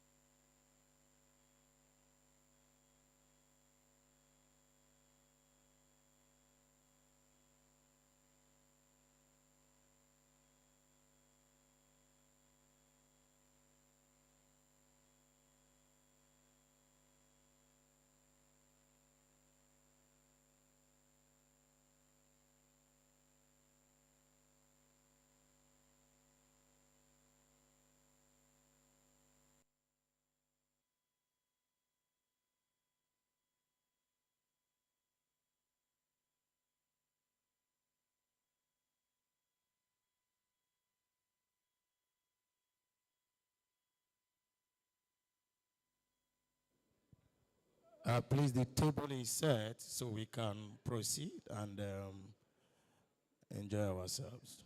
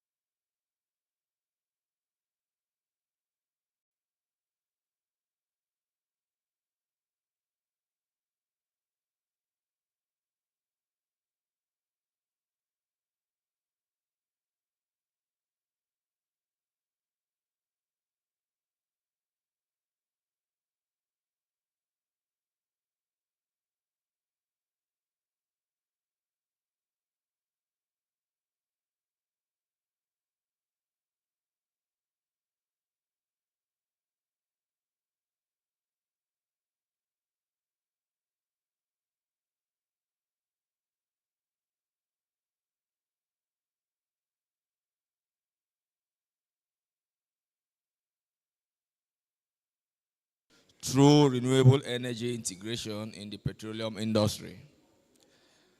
And that will be shared by Recording a in known progress. professor of oceanography and an expert on climate change. No other person of Professor Shidi Ibe. A round of applause of Professor Shidi Ibe. He will be sharing the panel.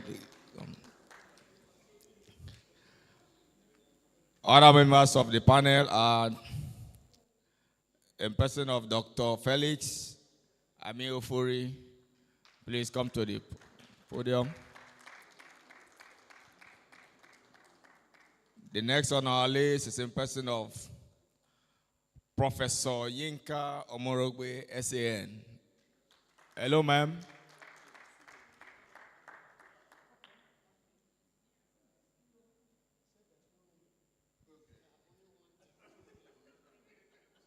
And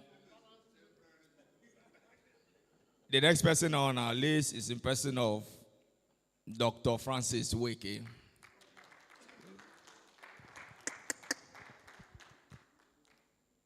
I think I can hand over the mic to. Thank you very much, but let me welcome first my panelists, ma'am.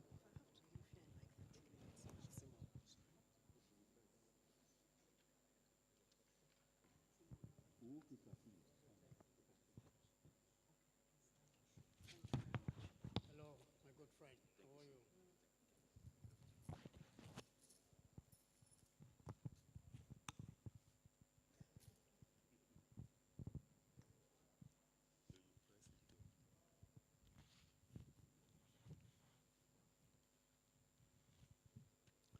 Good afternoon, distinguished ladies and gentlemen.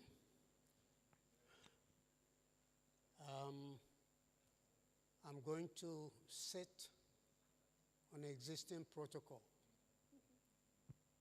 The other ones were standing and said as much. Since I'm sitting on existing protocol.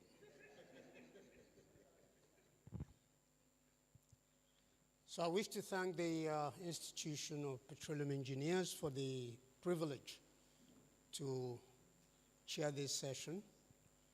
I think they deliberately moved me on. Well, I was asked, actually, I was given a choice much earlier in the process of putting together this meeting. They had asked me if I had wanted to speak or to chair a session.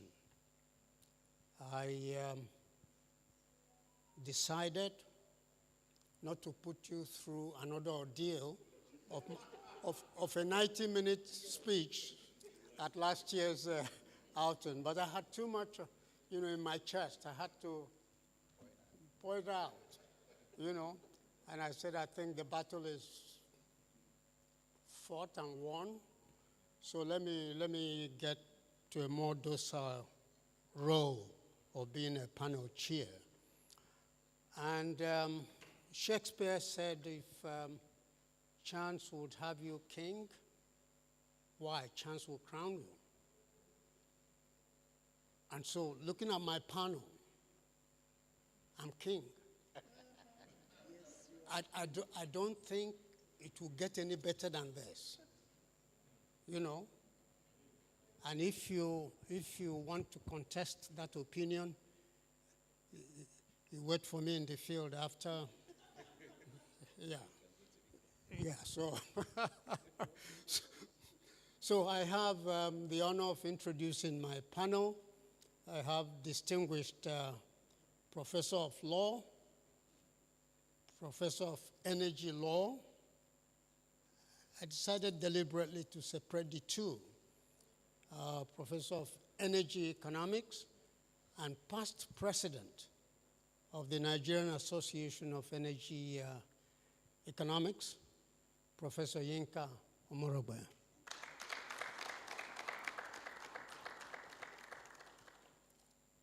Then I have a guy I describe as my running mate, because since I returned to the country, at least for the nth time, many things have joined us together. Each way I show up, I see the guy is already there. You know, instead of maintaining one step ahead of me, and rather than fighting guys like this, you just join them. So I decided deliberately to make him my running mate, to avoid any battles, you know. So I'm privileged to introduce to you Engineer Dr. Felix Omofori.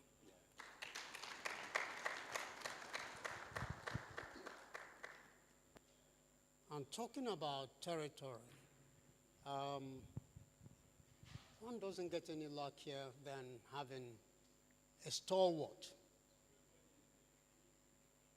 an industry stalwart. He comes from the place warriors are made. You know what I mean?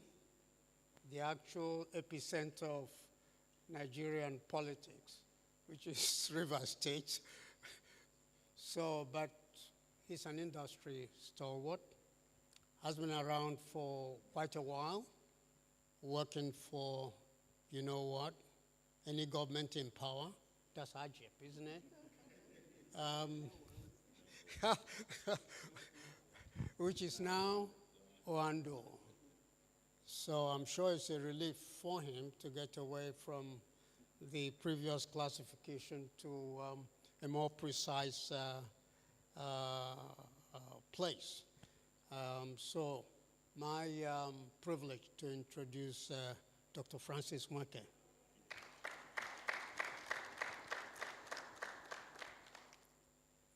So, looking at the program, this is supposed to be an after-lunch event. So in the interest of full disclosure, I need to declare that I haven't had lunch. So whoever the organizers are, you still owe me lunch. Okay?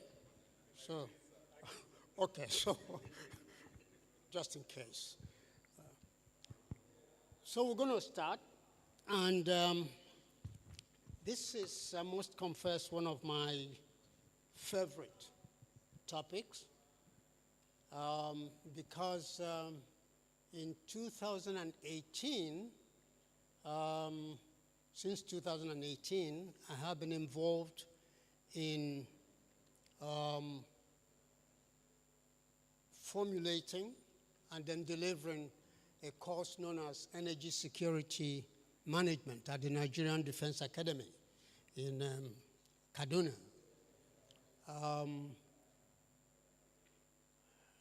And talking about energy security, one word comes to mind: diversification.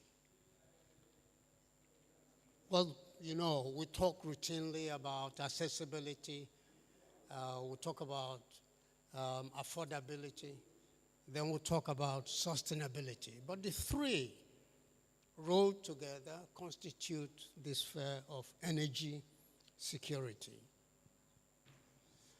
And since last year, I've been the arrowhead for the NNPC Academy training initiative for the PIA related organizations within the country. And one thing I begin with is a confession that I have a reluctance to embrace the so-called global energy transition, at least in the way that is formulated. And it was quite a thrill last year.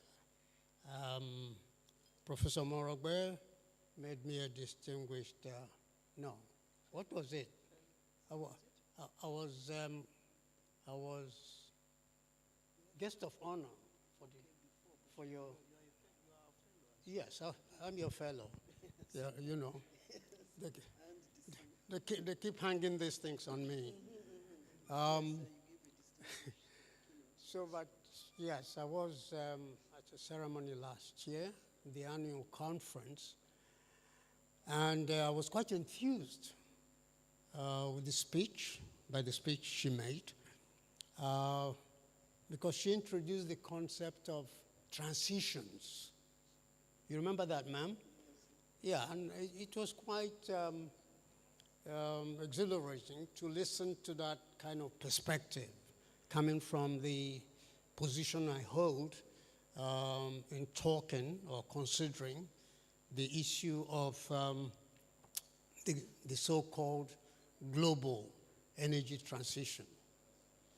So I'm glad to be able to compare this particular session, which deals with developing a diversified energy portfolio for Nigeria through renewable energy integration in the petroleum industry.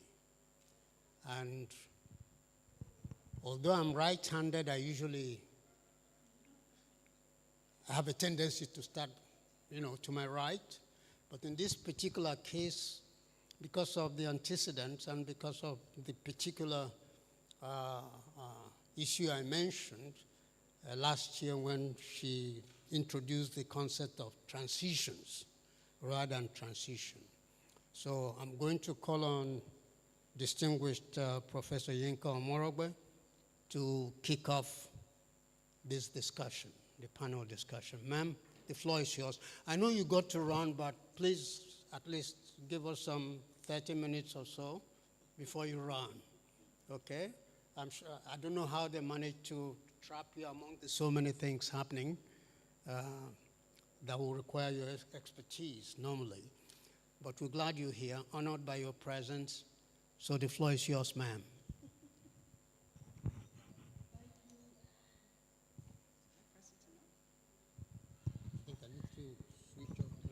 Yes, I got it. Thank you very much, Prof. Sam. You've given me leeway. What do you want me to talk about as regards the transition? First, I'm not just a believer in the transition, I'm a missionary. As regards the transition, I know it's a reality. I know that from research. I know it's a necessity, a complete necessity. I'm a big believer in climate change. I started with climate change research. My first article on climate change was 1999, when people were still saying, is there or is there not? And then the consensus was, well, look, if anybody tells you there's a lion in the room and it's very dark, what do? Wait to see if there's a lion in the room? No, you run until it's morning, and in the morning you can see. So the best thing is to start acting that way. And I counseled that, and then I found that generally people did, but then more and more science came out to show that global warming is a reality. We didn't cause it. We're not the ones who led to the emissions. We were not there, like I said. We're only in the second stage of the Industrial Revolution. So there are many things we did not do, but fact, we're bearing the brunt of it. We're bearing the brunt. You can see that Lake Chad is 10% of its size. What are we going to do about that? That's a big issue. That's not just an issue of, well, it's their headache. They don't have water. They don't have water, they look for yours, because everybody lives near water. So you find that drying Lake Chad is affecting the security in the country, and it's driving the migration. So it's driving wars, it's driving so many things. You can see the different things happening from a climate perspective. So it's real. But I think from my perspective, if you are looking from a development perspective and you are looking from the perspective of what is to happen vis-a-vis Nigeria, you find that the transition is inevitable, and also thinking about what will happen to the many, many poor who have no energy is a necessity. If we listened to Engineer Gbenga Komolafe's speech that was very ably delivered, you will see that he talked sustainability. And in fact, if you'd listen to him well, you would actually think that he was a climate exponent of some sort, was actually promoting it because it was a necessity. I came to see this because as an energy lawyer, I naturally thought energy, I think energy a lot in many different ways. And like I tell people, even when I watch films, I like to watch films where there's a lot of energy. And I'm talking about electricity energy, or the energy where you have, like with Marvel comics, you have the superheroes. You know those things, superhero, it's about energy that is going to be in the future. When you see somebody disappear from one time zone into the next, it is energy you are looking at, actually. Or when they talk about electricity, which hasn't even been tapped, which we do not understand, natural electricity. There's so much that happens, so I'm fascinated by it naturally. But I came to see that the difference between me sitting here and that poor person in the village was essentially the energy at their disposal. There wasn't any difference. I could not claim to be more brilliant. You will never know how brilliant that little girl or little boy in the village is. Never know, because they've never had any opportunities. But they had no opportunities, and it's primarily because of energy. Because the major thing they had to do was to scavenge. Scavenging, staying at subsistent level has stopped many girls from going to school, has stopped many people from going to school. Which teacher goes to such villages? What hospitals do you have in such villages? If they are more than mildly sick, they are dead. And that's because of energy. Energy to bring people there so that they can even sleep. Energy to make sure that there's medicine for them. Energy to even transport them if they are ill to the hospital. So I came to see that, and I saw that it was a huge problem. So even when we started the Millennium Development Goals, I saw that there was a gap. They didn't talk energy. Even when we were talking about, I can't remember that vision, the first vision we had, it never talked about energy when they're talking about development. I could see those gaps. So when we now started with the Sustainable Development Goals, in fact, before then, people had pinpointed that, and it came out as SDG 7. The truth is that energy makes a difference. The poor people are never getting it without renewables. They will never get it without, because all of you that say, let us stick to our gas, give me the economics about going to the type of villages that one can go to with solar energy. Tell me how you're going to, create a network or extend the transmission lines, and give me the economics for extending those transition, which are dismal anyway in Nigeria, but let us assume they were working normally. They're not going to go there. So you see that at the end of the day, there are certain things that you have to do if you take having energy as a right. At this point in time, it's not hydrocarbons going to help those people. It is going to be renewables, and the easiest renewable for us is solar energy. There is hydro, of course, which we stopped using in Nigeria for some reason because we decided to concentrate on gas. We haven't managed our resources properly. I think that is our problem with transition, Chairman, with the greatest respect. We haven't managed it properly. We've been dragging and saying, no, we have to use it ourselves. Energy justice means we have to use it, but we are not using it. Our problem is management. By the time you look around, you are going to see that in the world, they are very serious. Climate change is serious business. I know personally people not having children because of the state of the planet. They exist. They exist all over the place. I know people who are going through sleepless nights, who are going through things very like a disease because of climate change. And they are the ones driving these big NGOs. I know billionaires that are putting in money for different climate things. And when I say I know all these different ones. I'm not reading about them. They're sitting down, putting a lot of money into things that have to do with the climate. So there's a lot happening there. So as a result, there are a lot of concerted efforts. It's not that they're just talking like us to say, no, we must do what we want. There are a lot of concerted efforts stopping money, stopping funding. You'll see that there are certain types of funding that have dried up. It's not that the bankers don't want to lend you. They want to lend you, but it will affect their bottom line. Their shareholders will react. They will lose money. So they are not lending. Certain types of money cannot go out anymore. Companies cannot do certain things. Like I mentioned, there is a court case that has said that oil companies, a Netherlands court case, they must reduce their emissions by 40% by 2030. You now can't go to Shell with one huge hydrocarbon project and interest it, especially in a place like Nigeria that is already known as a heavy polluter, that has huge pollution problems, not even just there, but on the ground all over the place. They'll say no. Why? For that reason. Why? Are they so kind? Are they fantastic climate champions? No, they dare not, because of Friends of the Earth or whatever the different environmental groups are. So I'm just trying to push and say that there are certain realities that are driving the transition. One is the reality of climate change, but for us here, there's the need to ensure that every Nigerian has energy, and enough energy for productive use. And realistically, it's only coming through solar energy. So down to what you talked about, the energy mix. There has to be an energy mix that incorporates the needs of all these different people. So we need to look at our energy sources.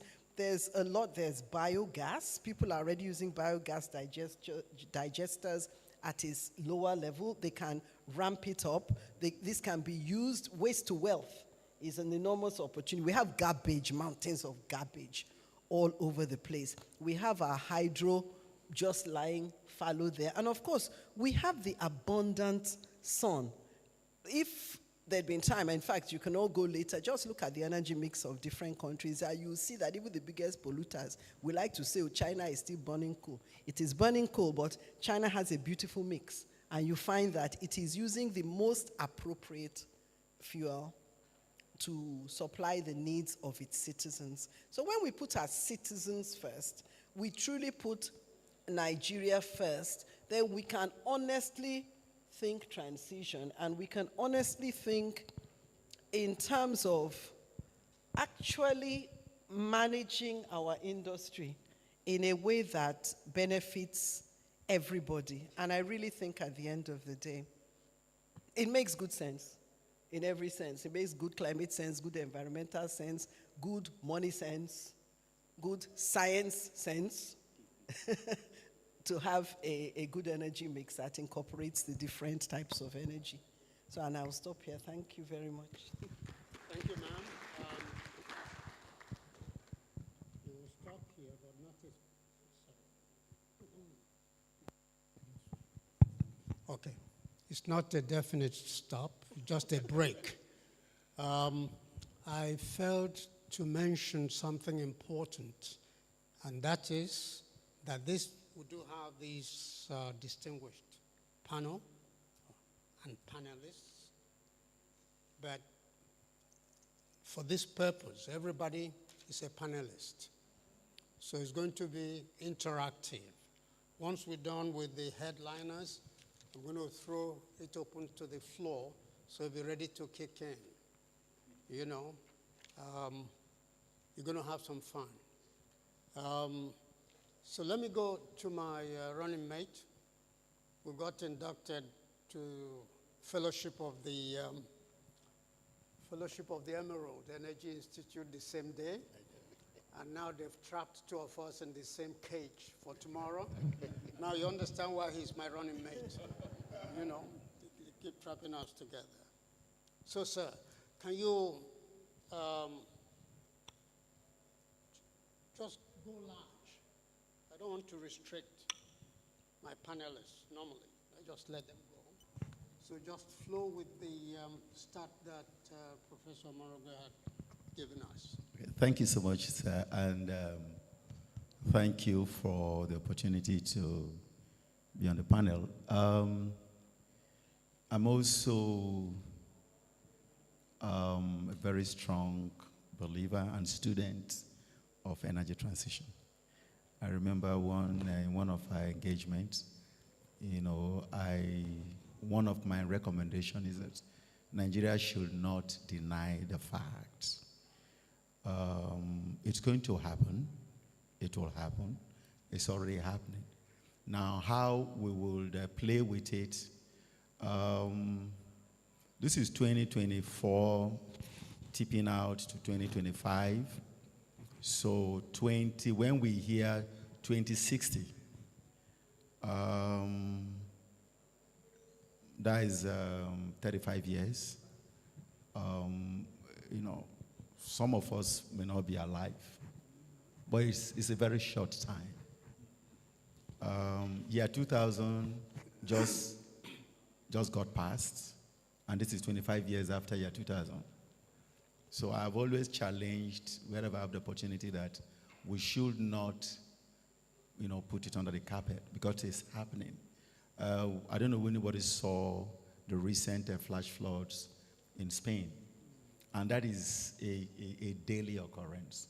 I was telling people, though people think, it's okay, but Sahara Desert is becoming a savanna forest, and the ecosystems are no longer balancing. Africa, 3%, 4%, yeah, but we are worse hit. There are studies that have shown that in the north, we used to have water at 7 feet. Now you probably need a drilling rig to, I did a paper on this one time, and one of my recommendations is that petroleum engineering should start looking at, drilling for deep water and apply the knowledge of production engineering, apply the knowledge of pipeline designs to drill deep, because the water table, especially in the north, is going so down that the conventional small, water drilling will not. So petroleum engineering should also adopt not hydro, but water engineering, where we go look for water reservoirs, pipe it to the surface, do all the reservoir engineering, but this time not hydrocarbon, but water, because it's going to happen. Shad is shrinking. My view is that this is the time for Nigeria to accept energy transition, and then start it at the school levels, start it at the university level, possibly at the secondary school level, because they are the ones that will come up in 2060 and found out that we never prepared them for the catastrophe. And, I was, in a panel and some minister, and I said, look, whether I like it or not, at this level, you can't slap me, but that is the truth. Because we have very deep research. Fortunately, humbly, when I left, I'm still a petroleum engineer, but I went and studied sustainable energy engineering very deeply, and I have a lot of papers written. So it's important that we begin to integrate the transition studies at very primary level, because they are going to be the people that will face the challenges. We talk of India, China, coal, but if you look at recent publications, EVs, in fact, China is way ahead of everybody. Electric vehicles, and all this. So these guys, and, fossil fuel in terms of petrol and gas, most of their consumption is in transportation. And if somebody is going into electric vehicles, definitely India already is planning by 2047, when there will be 100 years, I think they said they'll have most of their transportation will be electric vehicles. They are targeting at 2047, they want to, I think, about $10 trillion economy, or so, almost close to 10 trillion, but most of their energies will be renewable energy. So you have these people, mega big economies, 1.4, 1.5 billion people moving away. India was, India used to be the #1 buyer of Nigerian crude. You understand? But now they are shifting because of energy transition. When I saw the topic, I saw integrating renewable into petroleum engineering. So I said, okay, that is probably something that is also worth looking at, if that was the coinage. Yes, you can integrate renewable into petroleum engineering in terms of operations. Because if you look at the cost of running the business, there's a lot of energy consumptions, especially, diesel fuel, most of those remote areas, what it takes to move tankers and trucks, and you can easily have mini grids to power, to integrate. You can actually integrate in terms of the problem of solar and all that, variability, intermittency, reliability. But within that, and these days you are having researches are going on to very sustainable batteries, storage capacities. In fact, recently, even in China, I think Australia, there is a research that is out that 9th solar, Prof, you probably have read that, 9th solar power. Energy difference between the temperature drop, they are capturing light, and it's in a micro level, but the science is looking good. So they are working towards 24 hours solar energy. Fossil fuel will have to beg to eat a slice of bread. And this is the time Nigeria needs to take it serious. We need to, when I was leaving Shell, one of the lessons that was one elderly man told me, called me on he said, Felix, look, you're a young guy, I like you. Then he gave me a parable. He said, the grass cutter advised his baby. He said, during the yam season, you wake up in the morning and you put your teeth in the yam, you will never know suffering. But he said it's very short period. He said, but our teeth has mastered the back, the dry back, which you will have permanently. So he said, what you do is during the yam season, when you take yam a little bit, go to the back and eat the back. Because that is what you have. What Nigeria needs to do is not to deny that there is energy transition, but they must begin to invest in it. They must educate the masses. And like I subscribed, petroleum engineering should start thinking of how to drill for water, pipe water, clean water in the north, because the north is already facing, most of these cattle herdsmen problem we have is not necessarily because of land issue, it's because of migration issue. I mean, energy, climate problems, one of the things to cause besides poverty is population migration. A lot of people will move from, newly arid environments, and cities like Lagos will be 50 million before you walk out of that door, because everybody is going to migrate to Lagos. Everybody is going to migrate to Port Harcourt.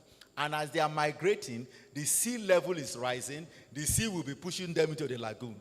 Multiple problems. That is what you have in energy transition. And so this is not the time to deny it. Integrating it is yes. We need to have, for me, one of the recommendations I give to Nigerians is that, Nigeria, as you have petroleum resources, I would not subscribe that you allow, when I said to an NPC, they said, we'll jail you. I said, no problem. I said, I would allow an independent body to manage renewable. That I will allow an independent energy experts, not an NPC that is eating from oil, selling petrol, and selling, everything. They won't be able to manage renewable, because it is a major decision Nigeria must take. We have to invest in renewable, and very serious. Prof, when shale oil came, we're all in the industry. And the minister, then we all follow to Houston, we all dance around, it will never hit Nigeria. And when I remember 2014, if anybody remember 2014, oil price before June was 114. I remember because I was the CEO and oil price, by December, oil price crashed to $27. Many companies fired 35-40%, but somehow, because I believe that shale oil will hit the market, I didn't fire any of my staff. We're able to come down to that low level to still sustainable. If you don't see the future will surprise you. This is the time we need to educate our primary school, secondary school, because they are the energy transition people, not you and I. 35 years, trust me, you probably don't think how old I am, but at 5 years, I probably won't be able to run around at this age, if I'm alive, because I'll be very old. So please, my advice is, this is the time to take energy transition very serious. But one thing is certain, and I can tell you this. Today, if you look at the structures, China, surprisingly, is leading the world in PVs. It's leading the world in processing. Rare earth metal processing, they are the one. It's just, I think 2-3 days ago, I saw America, reshoring, trying to industrialize and see whether they can take it back from China. It's already, somebody wrote, Putin said it's too late. America is 15 years behind China. Do you understand? Why would you allow Nigeria to be in that state? So as we are discussing, this is the time to plan for that period, to make sure we diversify our energy mix.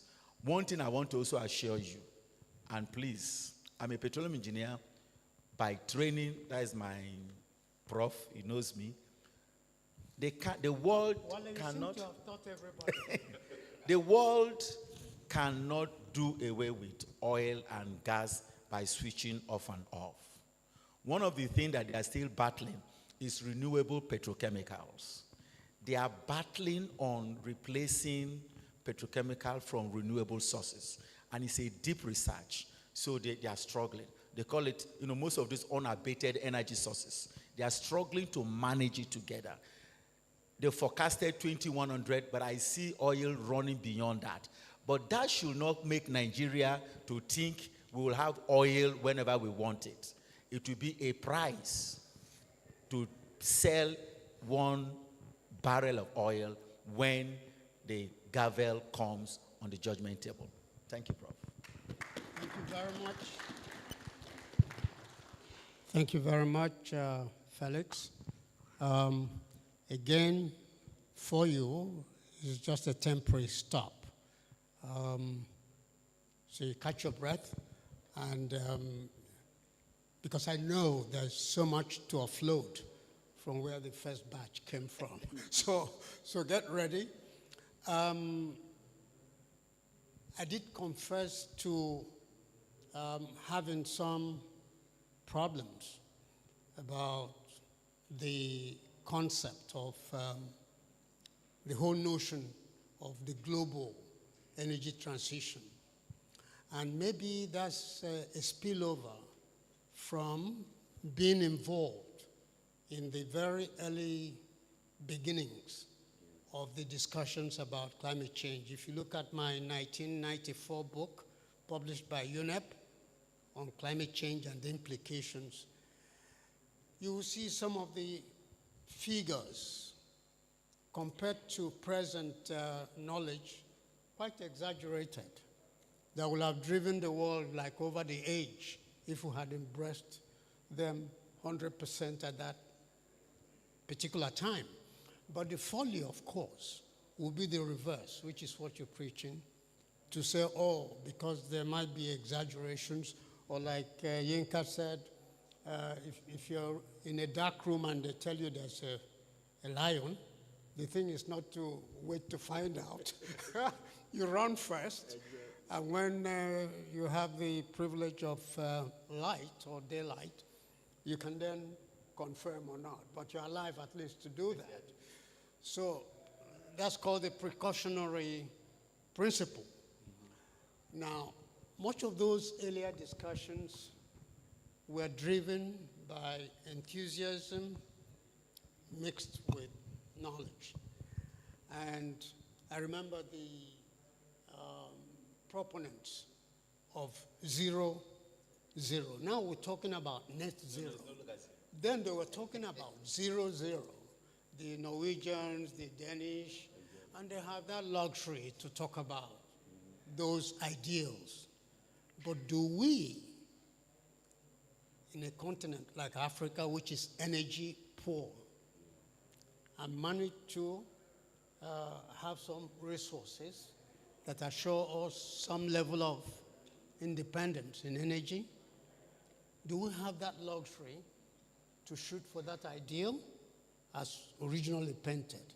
Now you know that the concept of net zero was almost like a compromise, okay, to get developing countries from Asia, from Latin America, and from Africa to buy into that concept. Coming specifically to our country, which is Nigeria, as a petroleum-dependent economy, how do you wrestle with this? Because the reality is that we talk about sustainable development. Our path to sustainable development runs squarely through the equitable utilization of our petroleum resources. What luxury, what wiggle room do we have within this concept and drive for renewable energy? You come, or you are still part of the oil industry, okay? So the floor is yours to address that perspective. Thank you very much, Prof., and thank you, my fellow panelists. Thank you, all the NIPetE members, and equally giving me this privilege to talk about renewable energy and equally energy transition. Okay, I just want to start from the problem, then we can divest into the solutions or the best way we can harness and transit into clean energy. I remember when I was transferred from Port Harcourt to Abuja in 2015, after 2 years or 3, I visited my home in Port Harcourt, and I actually noticed that a wall like this have actually turned black, right, over 2 years. And then there was a whole lot of complaint in Rivers State that they are having soot rain, black rain. You can keep your bucket outside. After the rain, you see a whole lot of black soot on it. So when I looked at the building, I was actually thinking, so if me and my family were living here, that means all this soot you see on the wall is supposed to be either in our nostrils or in our lungs. Okay, and that's why it's in line with what Professor Yinka said, that some people cannot even bear children in Niger Delta because of what this pollution is causing. So it's really causing, and even in plants, so it's actually on plants and animals. So the question is, how can we develop into harnessing a clean energy and equally integrate it into the best industry that can handle it? Is the oil industry maybe in a short term, or carve out a different sector that will manage the renewable energy? If you look at Nigerian energy mix today, we have 64% dependent on oil, which is serious fossil energy, and we have like 31% dependent on gas. Hydroelectric is around 4%. So renewable energy is less than 1%. That's what we have as our sources of energy. So you are talking about 90-something% on fossil energy from oil and gas. And we've been depending on this fossil energy for 60 years plus without diversing into renewable energy or clean energy, as the case may be. So that's why we need to, in the industry, map out a strategy to actually reduce the dependence on oil, reduce or rather increase our renewable energy sources, okay, like solar, wind farm, and the rest of them. So if we develop a strategic plan, like Prof was saying, in the industry, where we can engage the government, let them know the importance of really transiting from fossil energy into renewable because of environmental degradation and the problems we are having. right? So we need to map out a strategic plan where we need to increase the renewable energy sources from 1%, is actually less than 1% presently, short term to 10%, and medium term to 20%, and maybe long term from 30% upwards, right? And the question in everybody's head is, how can we achieve that? We can achieve that. So for us to achieve this strategy, we need to develop a roadmap. What can we do in order to reduce our dependence on oil and gas, then increase it into developing renewable energy, solar, wind, geothermal, biomass, like Professor Yinka said, and the rest of them. And the way Nigeria is blessed, we can actually develop all these strategies. We can actually develop all these means of renewable energy, right? So all we need to do is to develop a roadmap. Number one, we think about how to carry out feasibility studies and then look at assessment of resources. How can we do this? Are there case histories? Yes, a lot of countries have done that. A lot of countries are pretty successful in renewable energy, okay?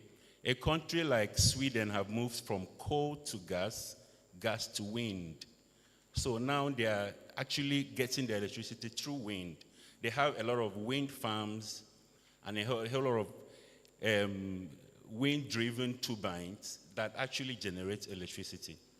So in our feasibility study, we can study what Sweden, Finland, Denmark have done in developing from depending on fossil energy to renewable energy. And if you look at fossil energy to renewable energy, there's a lot of gap. Like I said, we are depending on oil around 64%, gas 31%, hydroelectricity 4%, renewable less than 1%. But there's a gap between like oil to renewable energy, oil to solar, oil to wind, oil to geothermal, and the rest of them. So, and gas, for instance, can be a bridge between this gap, right? At least gas is cleaner than oil.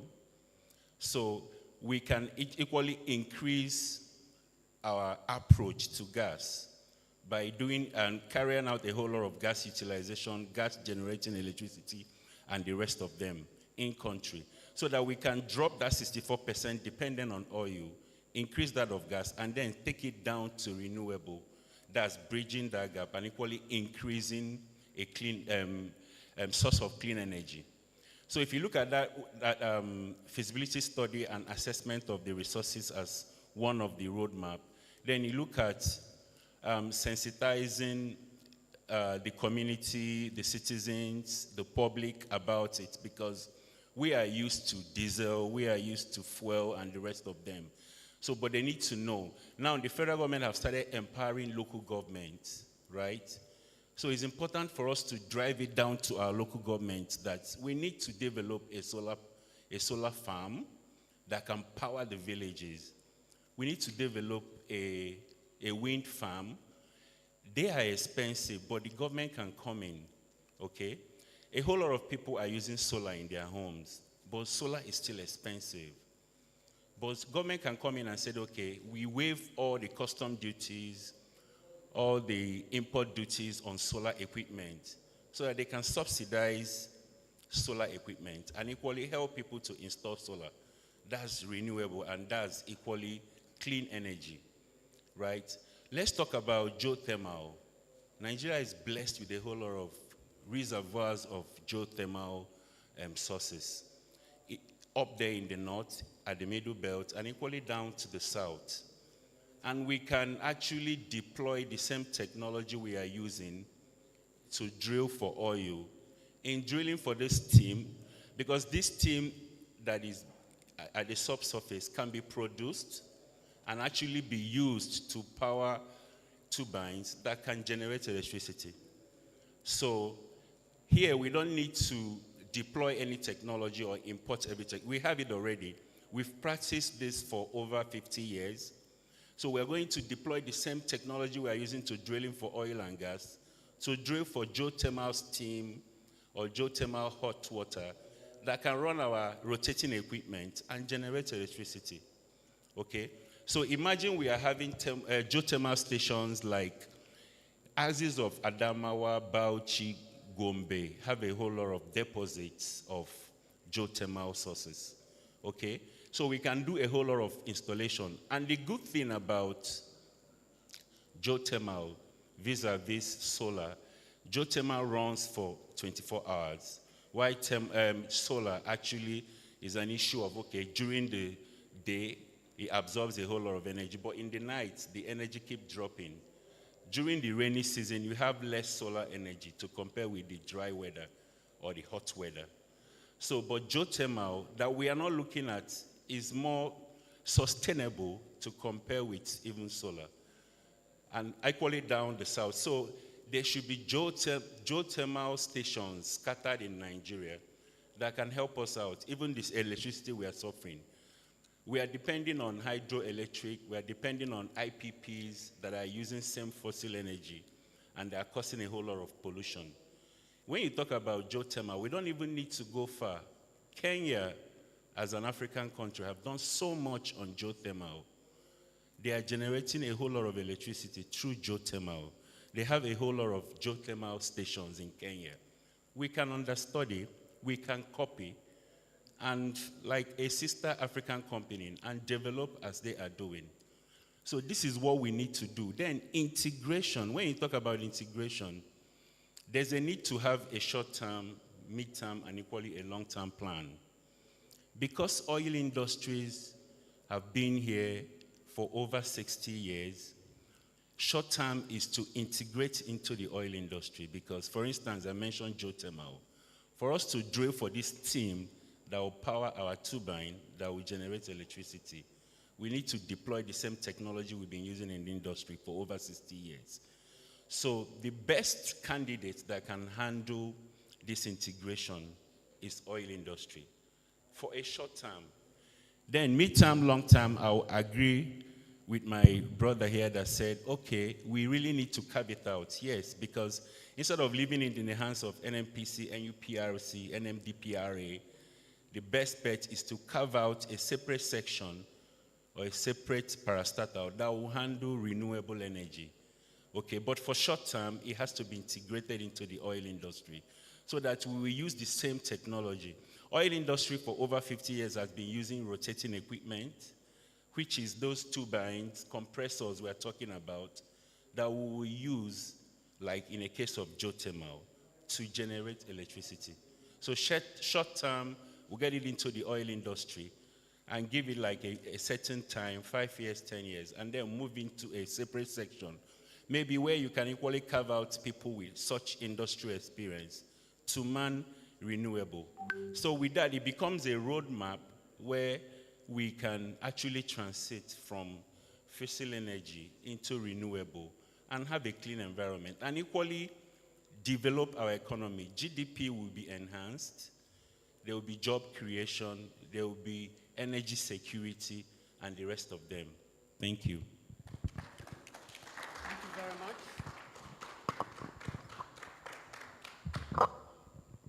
This is a warning that it's your turn after me.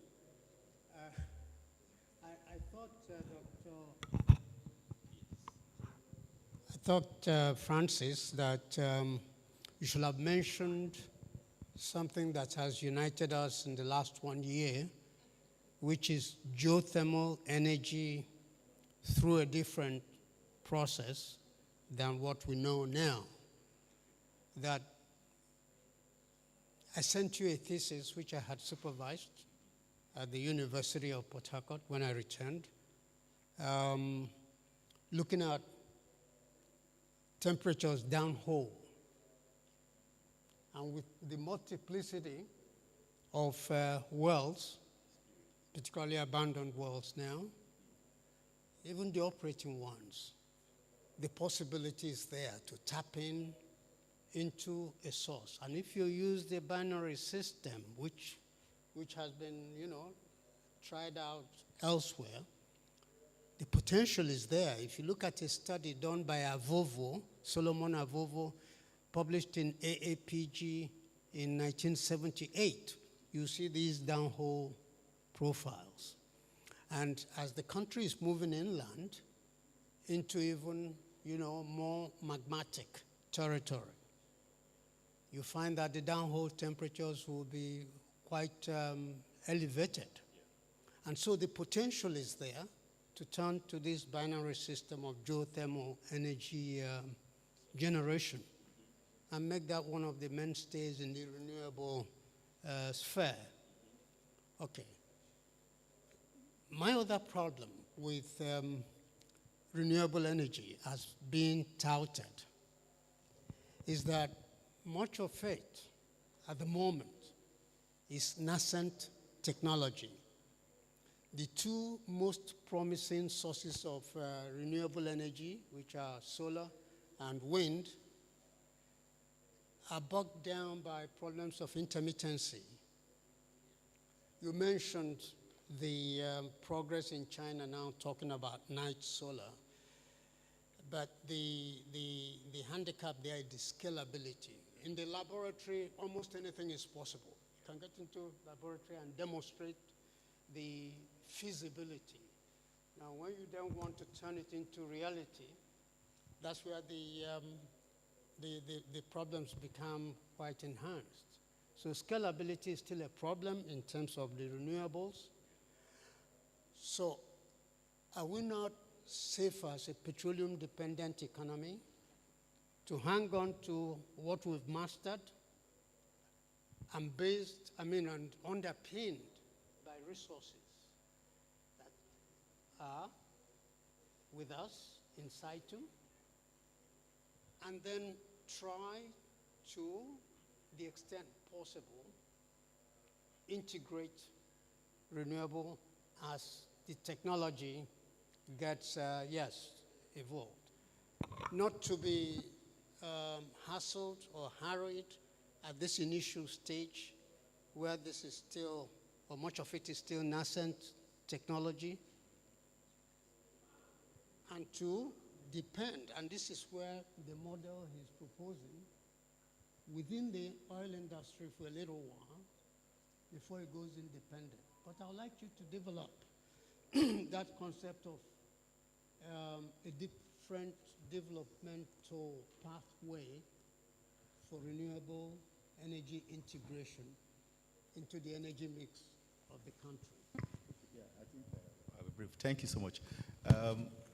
I started by saying, my primary education was petroleum engineering. That's what a lot of people know me for.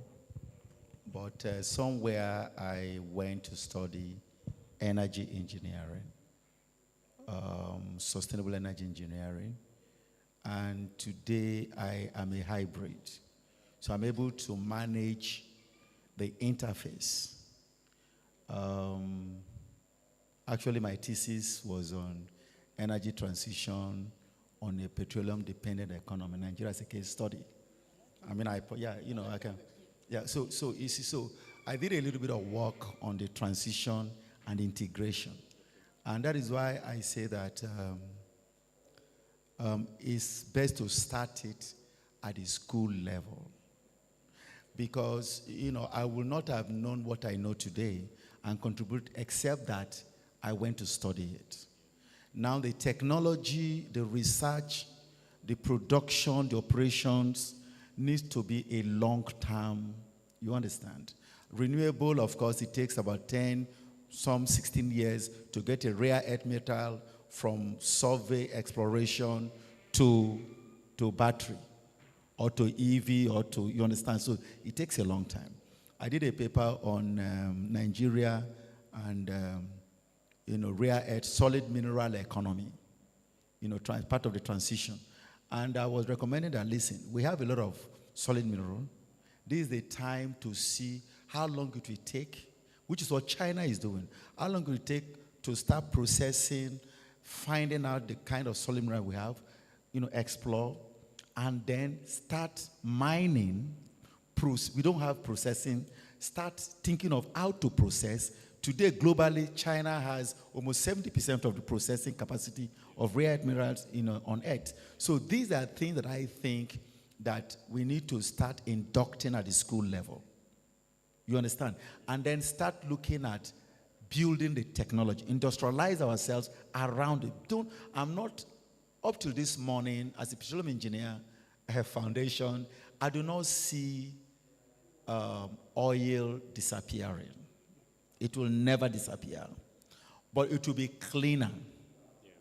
So what I also subscribe is that let's also start looking at cleaning the hydrocarbon, refining the hydrocarbon. There's a lot of new refining technology that you will see, the refining quality. I mean, it is getting better. They are getting to net zero, finer refiner, products. If you look at what they used to have, like, you have EN 590, 10 ppm, these guys are researching to see that refined products are as clean as the air.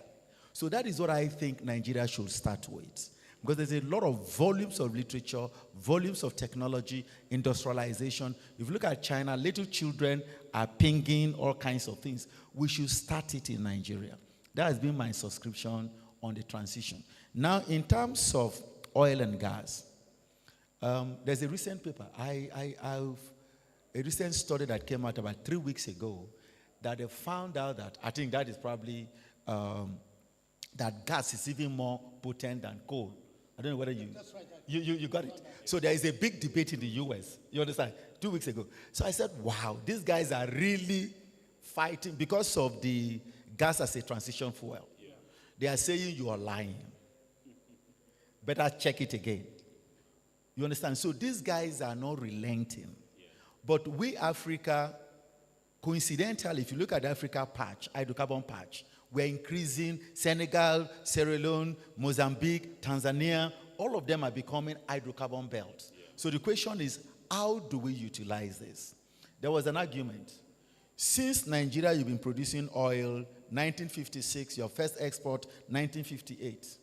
What have you done with oil that we should give you another 60 years? Now, if you get involved in the energy transition discussion, these are some guilt trap questions people ask. Africa, you have never managed your oil well. Why should we allow you? Justify it. That is why the $100 billion has become a marriage. But they are supposed to fund the developing economy. Africa is asking for reparation, loss and this, all of that, adaptation cost. But my subscription is this.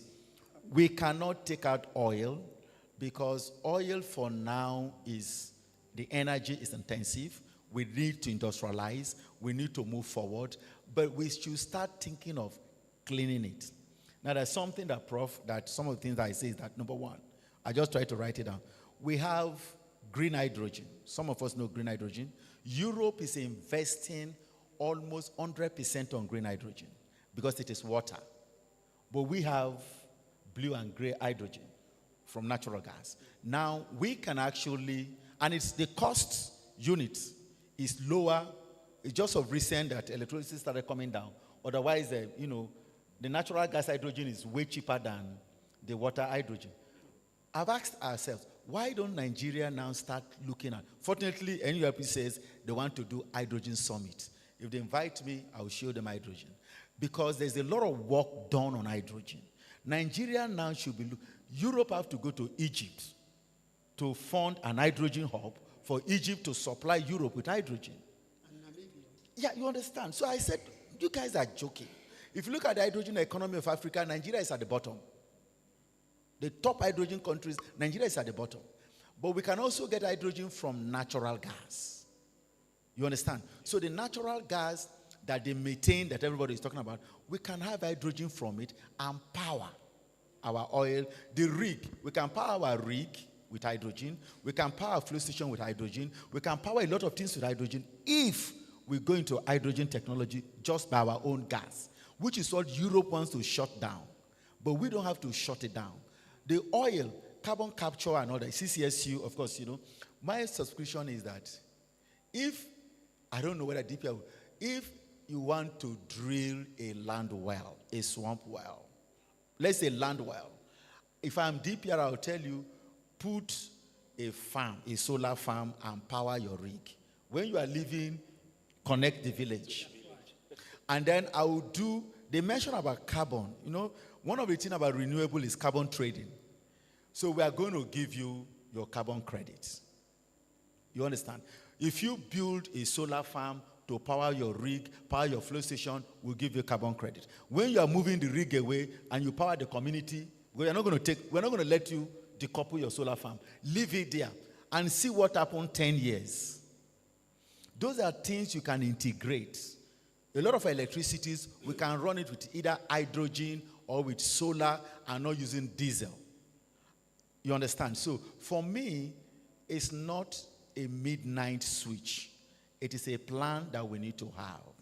And some of us who are now hybrid engineers, there's a lot of understanding of how to transit from fossil fuel to renewable. We are talking about wave and then solar, but we're not talking about tidal and wave energy. You know, we have a lot of, the wave and tidal energy is another renewable source that is even, though researchers recently, there is in Europe, they are testing a case where you have a wave tidal energy that can supply 24-hour power supply. You understand? So those are all mixes that we should start allowing the professor, even though Professor Dusumi is retired, they can go back to school. And Prof. Dusumi started something that first of its kind. So these are profs that have first ideas. Let them go back to school and bring first ideas.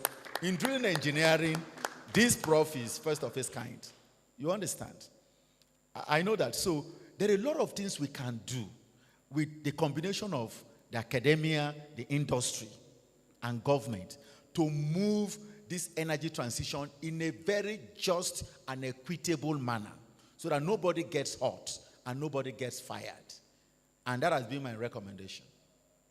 So you can't shut it down. Oil, we need it. Yeah. But it has to be, clean. There is a group that me and my friends are partnering with. We are trying to get partnership with in Chalmers University in Sweden. Methane monitoring. Do you know we're talking about carbon? Prof, that methane is more potent, 84 times more potent than carbon. Though it stays about, they call it short-lived carbon, climate pollutant. 12 years, but it's more potent. You understand? It's more powerful than, and methane is leaking everywhere. That is why this new research, he said, you guys don't know what methane can do to you. So, but we can still do it. The methane monitoring, measuring, mitigating in the industry, these IOCs, we can do it. So NURPC, NNPC, federal government, all they need to do is to take the transition serious. We can actually have cleaner refineries because there are net zero refineries. There are net zero things that are coming up. We can learn. Do you know how China developed? In those days, when we go to Houston, Canada for all these petroleum conferences, 70% of the papers that are presented are Chinese. And today, China is fighting America to say we will beat you. Okay, maybe I'm pro-America. But China is way ahead of America. But what they did, they invested in human capital because they knew it is coming. So today, Nigeria should invest in human capital to look at the technology, the science of energy transition. 20, 30, 40 years, we'll be on top of the world. Thank you. I have my own microphone. Just hang on to that yet. Francis, hang on to this. But I did promise that this is going to be an interactive session. I understand we have to 3 o'clock, so that's 9 minutes to play with. I would like to devote, before I give my panelists closing argument, I would like to throw the topic open to the floor and see if there are any burning contributions that will come up before we round up. Yes, sir. Engineer Obidike. After my NEC on physics at Government College Umuahia, we used physics by NELCON. Yes. You are the second person after that NELCON that I've seen worldwide. And maybe the last person. Thank you so much. Honestly, you've discussed something that's very, very vital. However, I looked, we have 40 trillion cubic feet of gas in Nigeria on the reserve.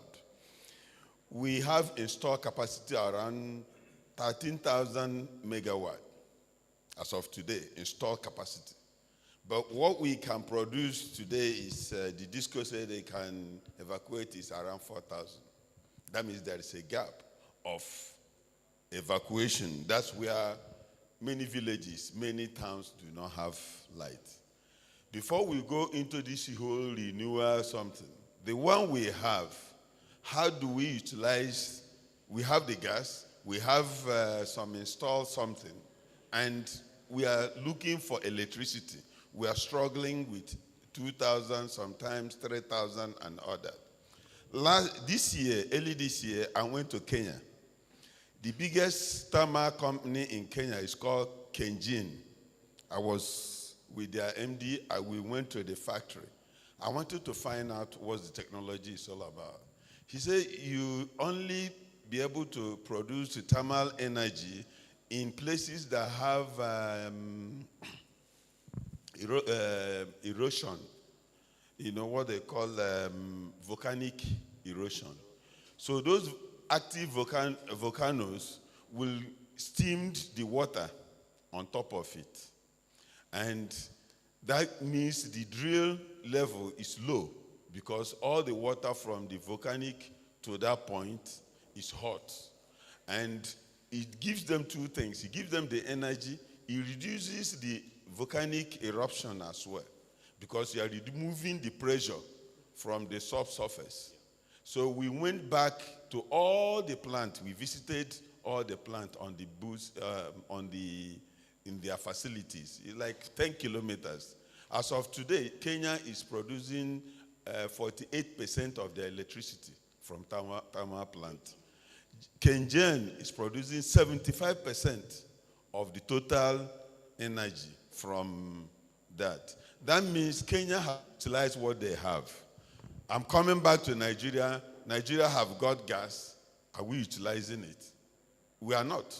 So I think the best thing I'm proposing is government to go and utilize the resources we have to give this 13,000 capacity for us to produce 13,000 megawatts.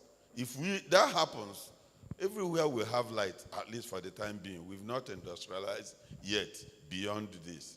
That's my own contribution. Before we go into producing from sun, producing from whatever we want to produce, this one that is available, we can from here, because all the problems we have today in Nigeria will be reduced by more than 50% if the person in Adamawa can produce vegetable and process it. Because for you to process it, you need energy. He doesn't have.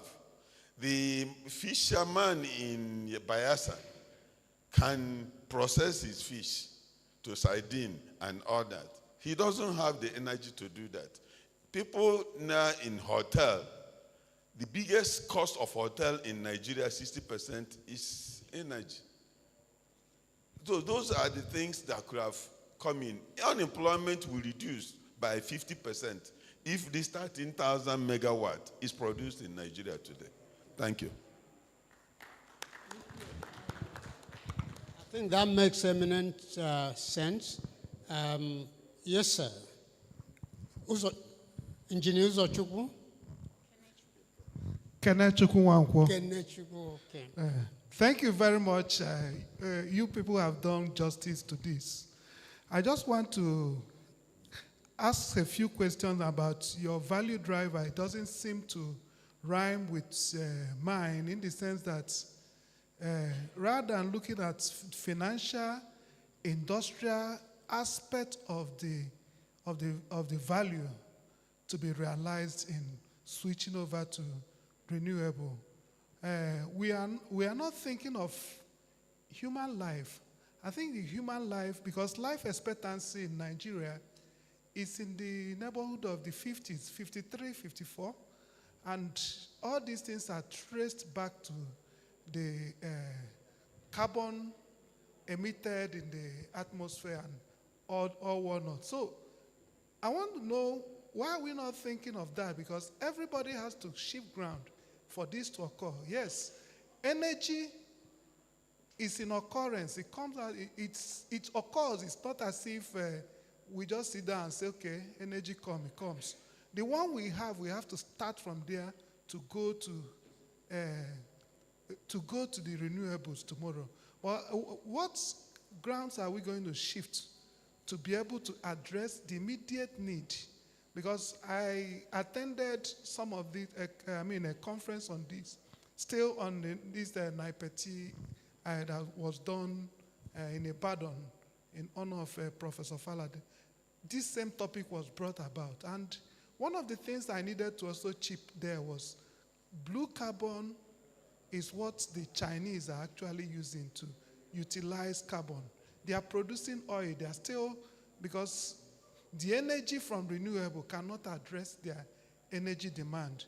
So in that case, they normally use blue carbon to improvise.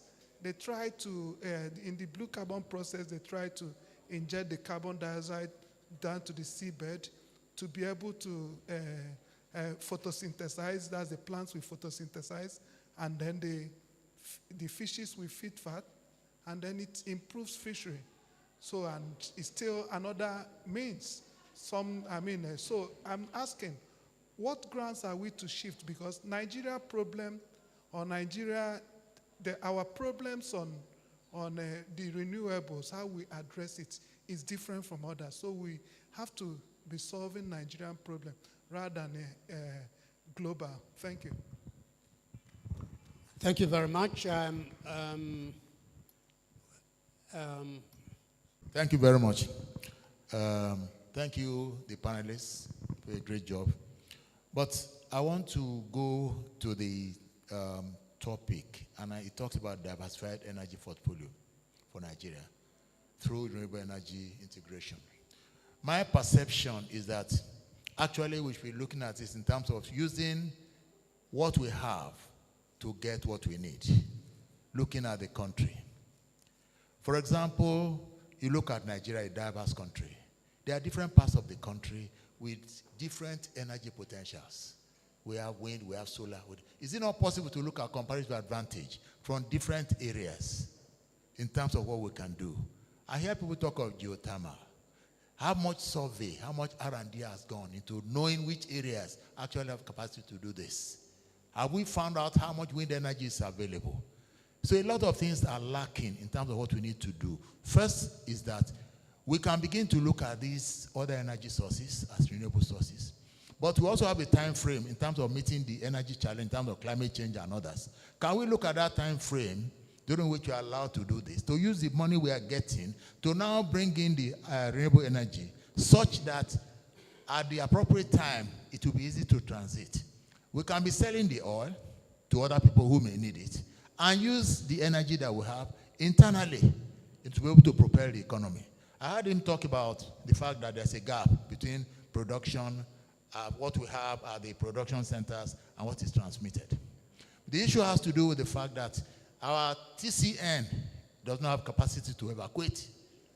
We can produce, but it cannot evacuate. So that is not that. And secondly, Nigeria uses a centralized system whereby once there's a problem somewhere, it affects the whole country.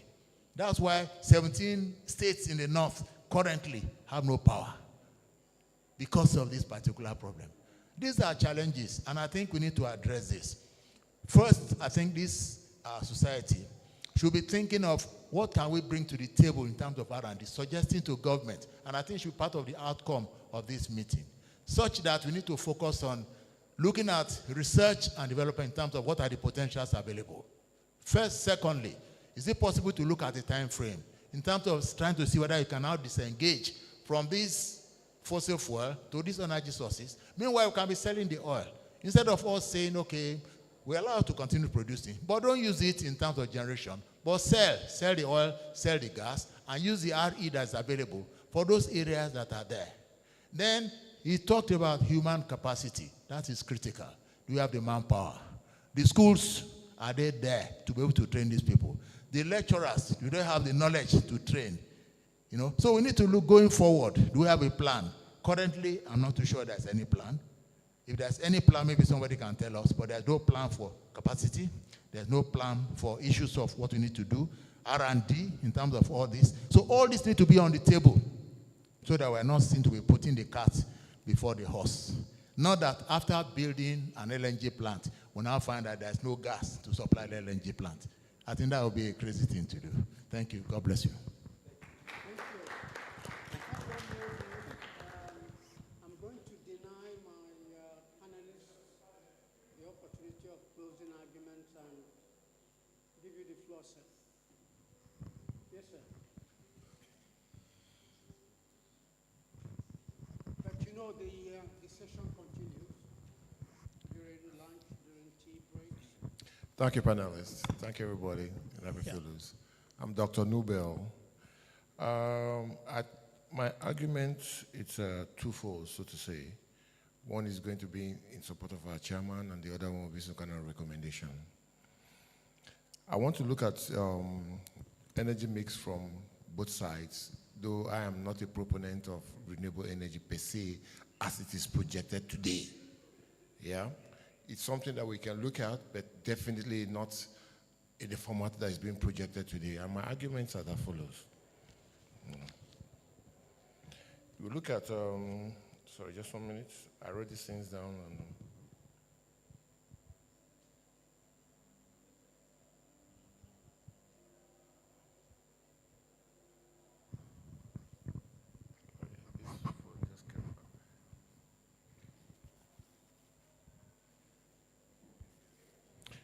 I beg your pardon, just 1 minute, please, because.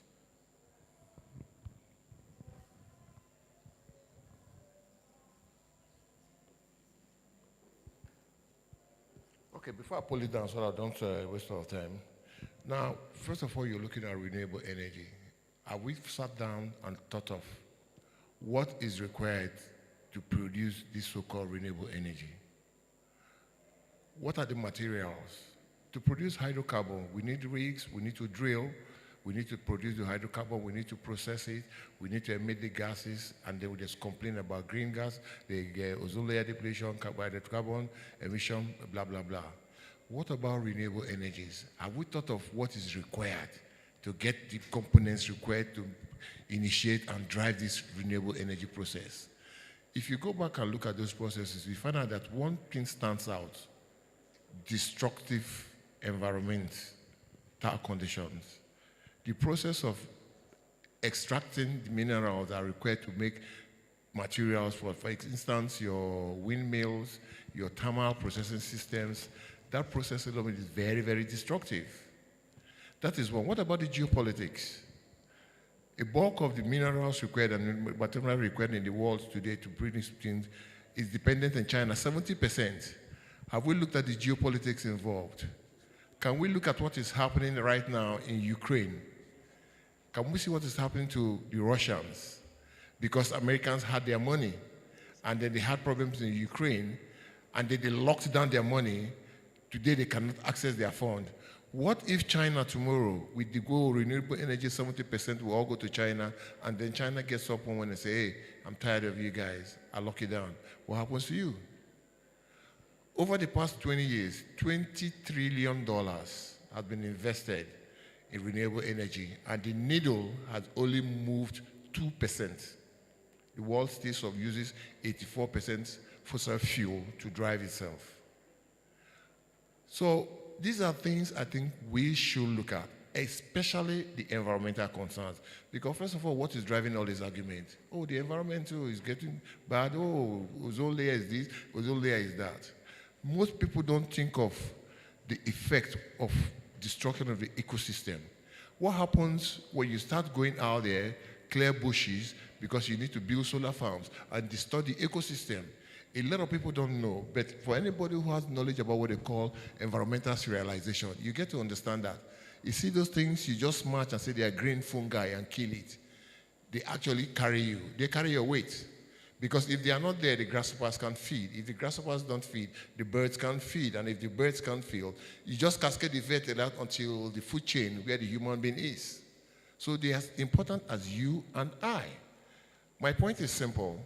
It is good to talk of renewable energy. We all look at renewable energy, but data, I'm an artificial intelligence expert.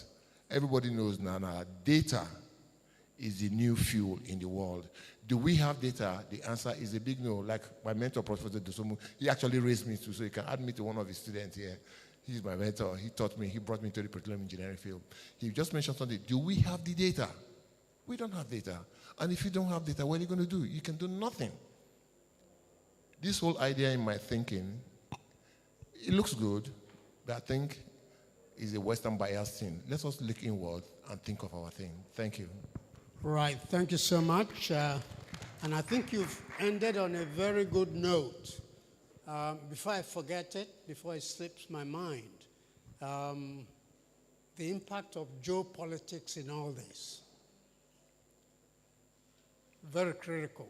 And Professor Dosumu was at a lecture I gave on 14th of September at NIPetE, focusing on the impact of geopolitics on all the basic considerations around renewable energy adoption or the killing of petroleum resources.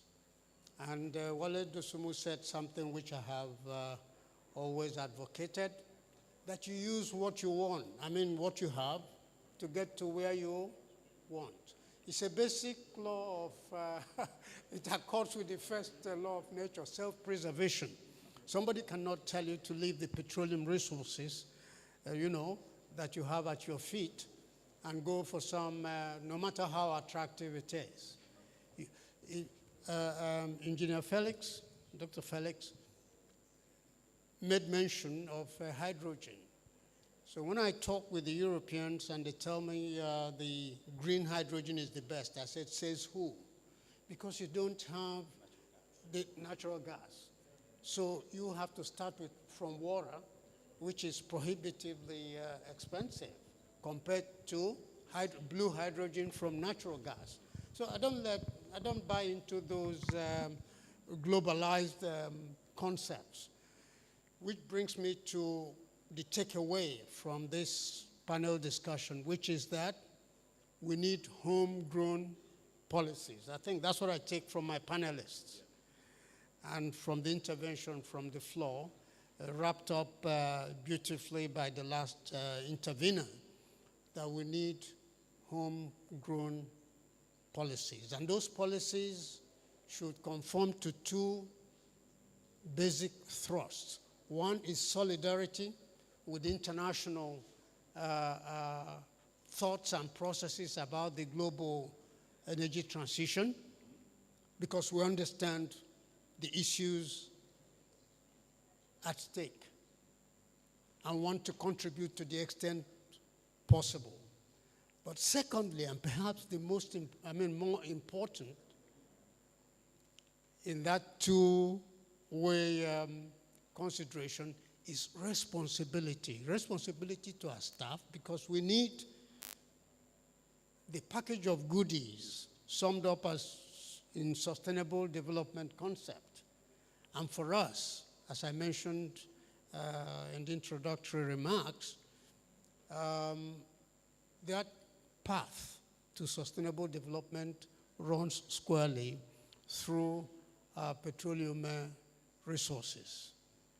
And so there's no abandoning that for something else, no matter how attractive. So we cling to what we have while recognizing the importance, particularly in the concept of energy security and the energy mix, of integrating to the extent and the speed possible renewable energy.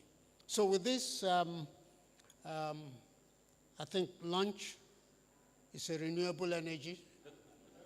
So we need to We need to integrate that into the energy mix of our system. So with this, is the MC closed? Yeah, I can see the MC. I'll hand back the floor to him and thank the panelists for beautiful intervention. Thank you so much. Thank you. Okay, thank you, sir.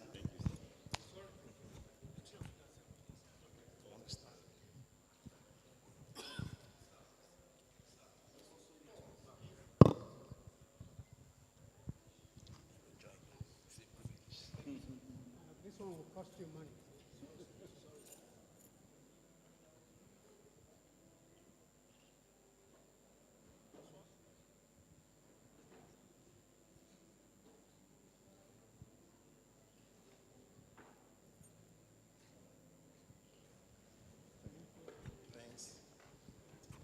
Please let's give another round of applause to our most distinguished panelists. We want to sincerely appreciate our panelists, the chairman, distinguished Professor Chidi Ibe. You've been very, very wonderful. A lot of lessons have been learned.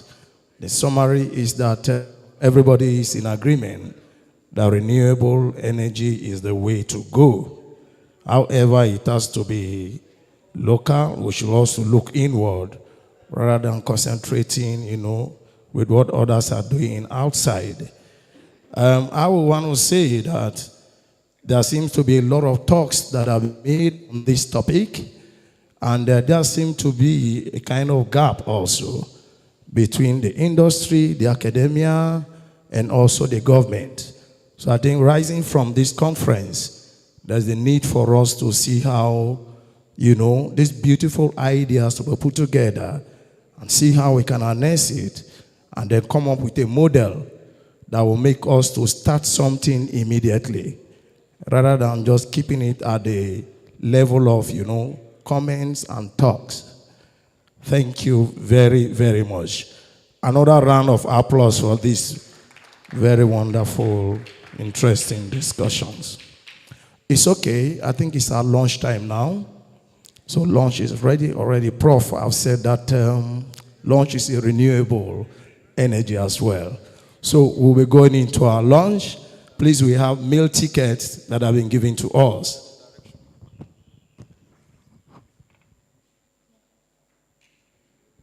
Okay, so we'll be directed from the door as we rise. We'll be directed to where we'll be picking our lunch. Feel free, enjoy yourself. Thank you very, very much. We also want to say that there is the medical stand. Herbal medical stand is free of charge. They take care of arthritis, diabetes, prostate, and other issues. Please consult them, and they will assist you outside. Okay, the lunch already, somebody is there to direct us, so we can just walk down. Okay. Bokizbe is in charge to direct us. Thank you.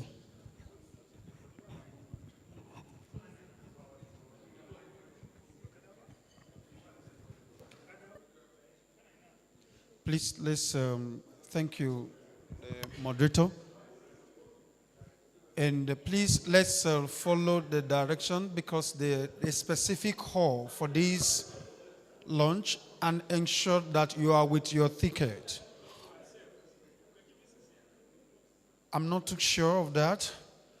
Please, it is important to go with your valuables. Dr. Oscar will direct, and Mr. Elijah Bukis is also directing us to the exact hall. Please, let's follow their you know there are a lot of halls here. There's only one dedicated for these. And your meal ticket is very important, without which you may not be allowed in. Please, let's follow the direction, please. Please do not leave your valuable behind. Thank you. Please, the lunch will be ending today's session. So you can go with all that you have. After the lunch, you go home. We continue tomorrow. Thank you very much. Thank you so much, sir.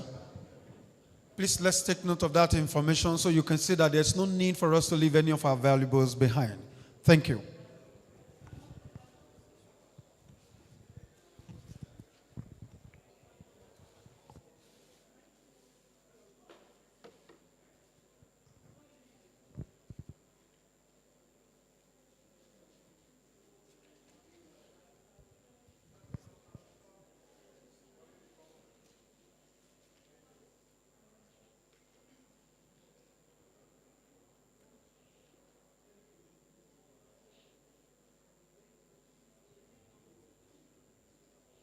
Please, let's follow the direction. Ensure you are with your